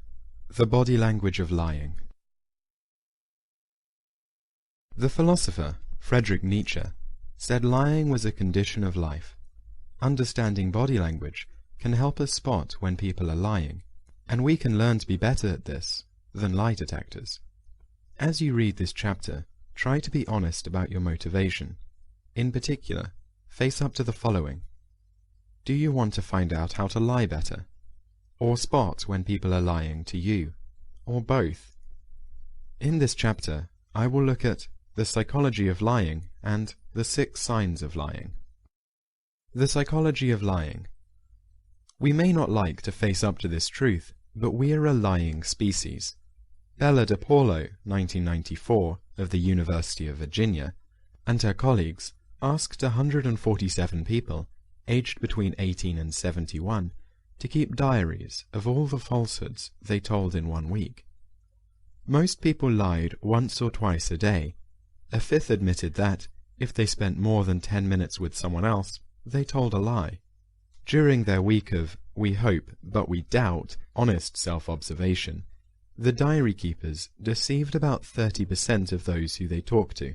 Extroverted, sociable people were slightly more likely to lie. Relationships between teens and their parents are especially dishonest. College students lie to their mothers in 1 out of 2 conversations, DePaulo reported. We often justify lying on the grounds that it makes life easier for our loved ones. I know you love watching football on TV, so I pretend to like it too. Couples who date lie to each other in about 1/3 of their interactions. Sadly, but not surprisingly, we tell big lies to the people we are closest to. The person you love is probably the person you lie to most. So since most of us dislike being lied to, spotting the non-verbal cues that suggest someone is lying is important. Women, it seems, are naturally better at this, and they are better at learning to improve their spot-the-lie skills. DePaulo asked pairs of same-sex friends to see if they could spot lies the other person told. Women's "am I being told a porky" detection skills improved slightly when their subjects were tested again 6 months later, but the men did not get better. No one seems, however, to have dared to do the killer study and look at whether men can tell when women are lying and women can tell when men are lying. It is not just in personal situations that we need to spot whether someone is lying. In 1990, I made a film for Channel 4 called The False Confessions File. Someone leaked to me secret guidelines used by police forces to train detectives to spot the body language of lying. The telltale signs were said to be simple. Suspects who were lying tended to fidget, sweat, and jiggle their knees. I poked some fun at this in the film, as I imagined master criminals might have the sense not to fidget all the time. Emma Barrett of Psychology and Crime News has looked at recent research and discovered that much relies on looking at how Western students behave when deceiving in relatively low-stakes situations. Research on whether law enforcement officers can detect deception usually involves them sitting in front of video clips of, you guessed it, Western students. It is different and more encouraging when the subjects are criminals rather than psychology students. Albert Ridge, Samantha Mann, and their colleagues at Portsmouth University studied what happened when experienced police officers looked at video clips from real suspect interviews, where ground truth was known and the stakes were high. The officers wanted to get convictions, and the suspects wanted to get away scot-free. The police officers judged 4 sets of clips. In 72% of the cases, they spotted the lies. This is much better than the usual 50 to 60% hit rate typically found in deception studies. Officers were equally good at detecting truth, 70% accuracy. Ironically, given how well they were doing, the officers tended to think they were not being that accurate, and tended to be overly modest about, rather than overconfident in their performance, Emma Barrett noted. They made mistakes when they relied too much on obvious cues, the kind I poked fun at in my film, including signs of nervousness, and yes, knee-bobbling. In 1991, Paul Ekman told the New York Times that one reason it is hard to spot lies is that fear of being disbelieved looks the same as the fear of being caught lying. An innocent person, under stress, who is desperate to be believed, may well also fidget and even bobble their knees. Psychologists have tried hard to come up with an infallible guide to whether you are being lied to. Burgoon, Knapp and Miller, 1994, argue that there are 6 different non-verbal cues that someone is lying. 6 signs of lying. 1. Cues that indicate you are anxious, like fidgeting or, as Joe Navarro, 2003 observed, touching the back of your neck or nose. 2. Cues that suggest you are being reticent or withdrawing from the situation, such as looking down. 3. Behaviors that are very different from the way you normally behave. 4. Behaviors that suggest you dislike what you are doing. 5. Cues showing underlying vagueness. A very clear one is when you hesitate for a long time before saying something, or appear uncertain. 6. Incongruous responses or mixed messages. Some personality factors also correlate with lying. People who are self-confident tend to lie better when they are under pressure, as do people who are more physically attractive. The phrases people use may also give clues. James W. Penbaker, 2001, of Southern Methodist University in the USA, studied the words people chose when they lie. Liars tended to use fewer first-person words like I or my, and were less likely to use emotional words such as hurt or angry.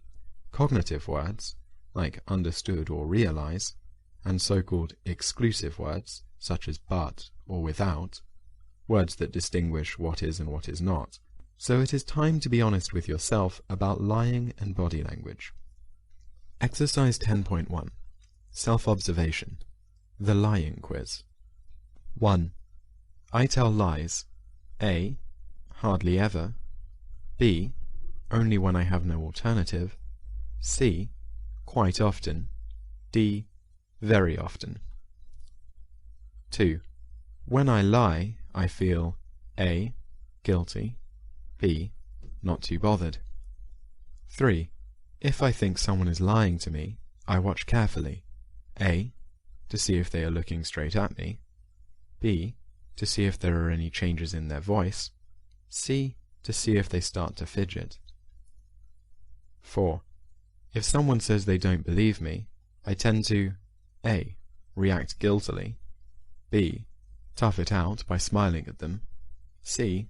Tell them not to be silly. 5. I last told a lie. A. Minutes ago. B. Last week. C. So long ago I can't remember. 6. I tell lies. A. To spare people pain. B. Because I can get away with it. C. Because I don't want anyone to know what I really think or feel. D. Because it makes me feel superior. 7. Which profession tells least lies? A. Journalist. B. Politician. C. Doctor. 8. I have to work myself up to tell a lie. A. Never. B. Quite often. C. Always. 9. Thou shalt not bear false witness. A. Was fine for the olden days of the Bible. B. Is not a commandment anyone takes seriously now. C. Is good advice. 10. If someone says, I never lie, A. I admire them. B. I require proof. C. I know they're lying. Answers. Work out your score by counting the number of T's and F's in your responses, according to the following. Question 1. A. T. B. X. C. L. D. F. Question 2. A. T. B. F. Question 3, no score. Question 4, A, T, B, X, C, F. Question 5, A, F, B, T, C, F.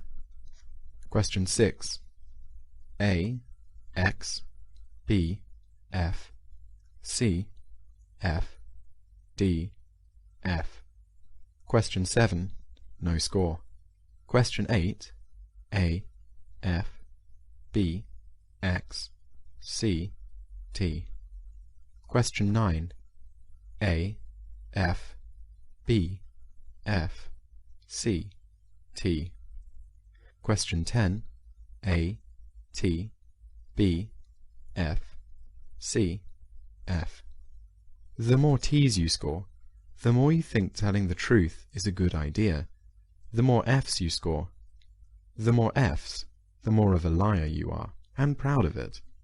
Ignore X and L, which indicate lying under pressure and a muddled response. Questions 3 and 7 do not really affect those issues, but I tell you something about your perception of liars. Body language can help you spot lies, but how does it help you lie effectively?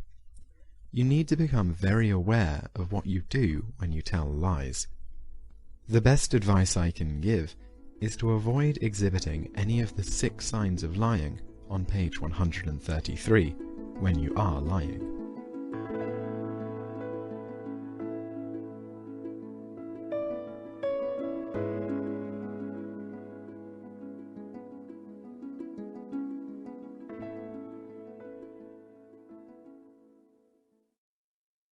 Chapter 11. Cross-Cultural Body Language. We live in a multicultural society, in an interdependent world. This means we need to understand the body language of different cultures, as misunderstanding can cause confusion and conflict. When you are dealing with Chinese or Japanese or Saudi people, for example, you should remember they have a different sense of personal space. In Northern Europe, it is considered impolite to be closer than 1.33 meters to someone unless you are intimate. In Southern Europe, and especially in Arab countries, personal space is far smaller. If you stand too far away from someone, that seems rude. But some aspects of body language are the same all over the world. Even in New Guinea, people recognize Western expressions of anger, sadness, fear, and joy, although in one study, some of the alleged primitive tribesmen were confused between surprise and fear expressions. The way someone looks always conveys information about the self, especially about sex, age, and social status. Certain countries, however, may limit what information should be transmitted non-verbally. In Japan, for example, non-verbal communication is expected to carry information about status, but not about feelings. Michael Argyle, my old teacher, studied the way English, Italian, and Japanese performed when they looked at emotional expressions on faces. English and Italian subjects could identify their own and each other's emotions, but found it hard to read the Japanese, and even the Japanese themselves were not brilliant at identifying the emotional expressions of other Japanese people. The reality is not that the Japanese are always inscrutable, but that they are inscrutable in public and tend not to show what they feel when anyone else is looking. It used to be much the same in British public schools. To confirm this, the ever-ingenious Paul Ekman investigated whether there were differences between American and Japanese subjects while they watched horror films meant to provoke fear and disgust. When they thought they were alone, the Japanese showed revulsion and looked scared and upset, just like average Americans. But when the Japanese subjects watched the film with someone else present, they tended to smile to mask their feelings of disgust and fear. Ekman and Friesen, 1971. If facial expressions mean much the same the world over, this is not true of expressions of the body. If you want to look at two cultures, imagine what happens when Sheikh Yamani from Cairo meets Mr. Yamamoto from Tokyo. Mr. Yamamoto is used to Japanese conversation, which involves a great deal of ritual and prescribed answers. Also, as we have seen, it is not polite for Japanese people to show emotions in public, especially negative emotions. A poker face is considered ideal in public. In private, a faint smile is acceptable. The Japanese also make less eye contact than the rest of us. Instead, they look at the neck. In particular, they avoid looking at the faces of their superiors. They fidget if they have to gaze into an interviewer's eyes, reflecting the upsetting effects of eye-to-eye contact. Bond and Kamai, 1976. Japanese society is loosening up, and there is a big punk scene, but hierarchy still matters. Japanese men and women take great care to establish the correct relationship by the right degree of bowing and the right tone of voice. They still bow when they meet someone, and the depth and duration of the appropriate bow depends on their relative status. In the British House of Commons, no MP may call another MP a liar. The same inhibition is found everywhere in Japan. But sometimes Mr. Yamamoto needs to say someone is lying, and when he does, there is a gesture which is acceptable. He will lick his forefinger and stroke his eyebrow. Scollin and Wong Scollin, 1994. Touching also varies between cultures. In public places in Japan, there is very little bodily contact, not even handshakes. Contrast all this with Arab countries, where there is more touching and less privacy than in the West. Like the Japanese, Arabs are also very sensitive to non-verbal behavior, but Arab men have few problems showing their feelings. They sometimes act in a way like we in the West see as berserk, going so far as to tear their clothing and scream in public. I saw some of that in my childhood. My father was an Arab Jew who had been born in Palestine in 1908, when it was ruled by the Sultan in Istanbul. My father could be physically very demonstrative, hugging me as if our lives depended on it, but he could also yell and scream like a demented dervish. Once, when he had lost a lot of money on the stock market, he yelled so loudly that the neighbours knocked on our door. They wondered, in a polite British way, if someone was being murdered. The scene was especially surreal because my father had taken off his trousers and was shouting in his long johns. My mother, who came from the Balkans and was educated in France, often called my father a barbarian because she found his displays of anger so bizarre. Incidentally, my father was not a camel trader, but a lawyer with a PhD, but under stress he reverted to his childhood ways. In conversation, two Arab men will look into one another's eyes more than would two Americans or two Englishmen. Argyll, 1975. Males will touch one another on the arm or hand, particularly to emphasize a point or a joke. When they greet each other, men will often hold hands loosely, and may even kiss if they have not seen one another for some time. Some gestures will also have particular meanings. For example, by bringing the tips of the upward-pointing thumb and finger of one hand to form a pyramid, and shaking the hand up and down from the wrist, is a sign that a man thinks a woman is beautiful. I was exposed to this florid body language when I was 16, and had to meet a distant cousin of my father's at the posh Dorchester hotel. The man, who was a millionaire, insisted on holding my hand for 10 minutes. I'd only met him once before, and I was mortified. These very different styles of body language make it complicated for Arabs and Japanese to communicate easily. An Arab who tries to show respect by holding the gaze of a Japanese person will offend him, for instance.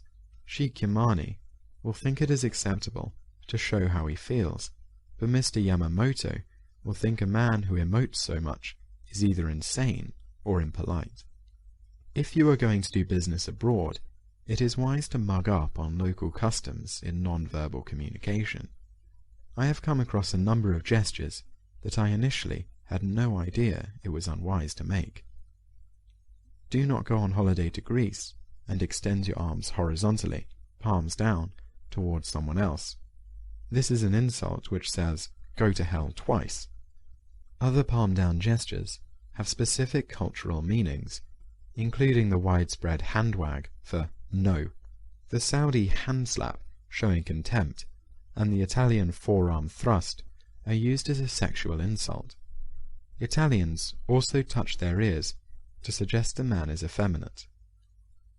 In Portugal and Spain, if you tilt your head sideways and put your cheek in the palm of your hand, you are saying that the person opposite is a weak-livered sissy. Again, avoid that one. We also need to remember, and be alive to, the fact that the world is changing, sometimes for the better, and in unexpected ways. Shock, horror. Greek lady touches me. I sat in a small cafe in the centre of Athens. I had already downed one small brandy, and wanted another. The elderly owner paid no attention to me, even though I waved my arm up in the air, and I was getting annoyed because this utterly obvious signal was being ignored. So I got up, walked over, and said, "May I have another brandy, please?" The grey-haired lady then did something that surprised me. She put her hand on my arm. I was astonished. I felt as if she had made a truly indecent suggestion in front of the Greek pastries, but I had the sense to see that it was not any kind of come-on. She was a respectable woman in her 50s, running a respectable cafe. She wanted, I realized, to apologize for neglecting me. She didn't have the English, and I didn't have the Greek, so she held my arm for 5 or 10 seconds. I smiled at her, and she smiled back, that simplest of human exchanges. 2 minutes later, a very large brandy and a particularly gooey chocolate goodie were placed in front of me. In the 1970s, Greek women in their 50s tended to dress in grandma black sacks from which they would never emerge.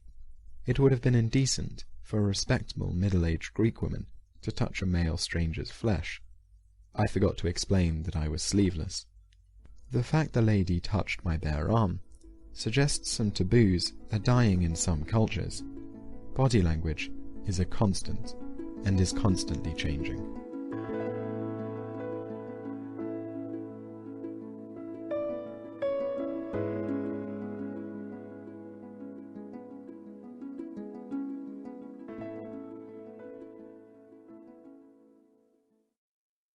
Chapter 12. The Joys of Understanding Body Language. I hope that by now my main message is clear. You need to learn how to analyze your own body language and how to observe that of your friends, lovers, brothers, sisters, parents, and colleagues. This book should have given you the confidence to do it and a good sense of what specific gestures mean. It is not rocket science, and it is fun. The main lessons remain.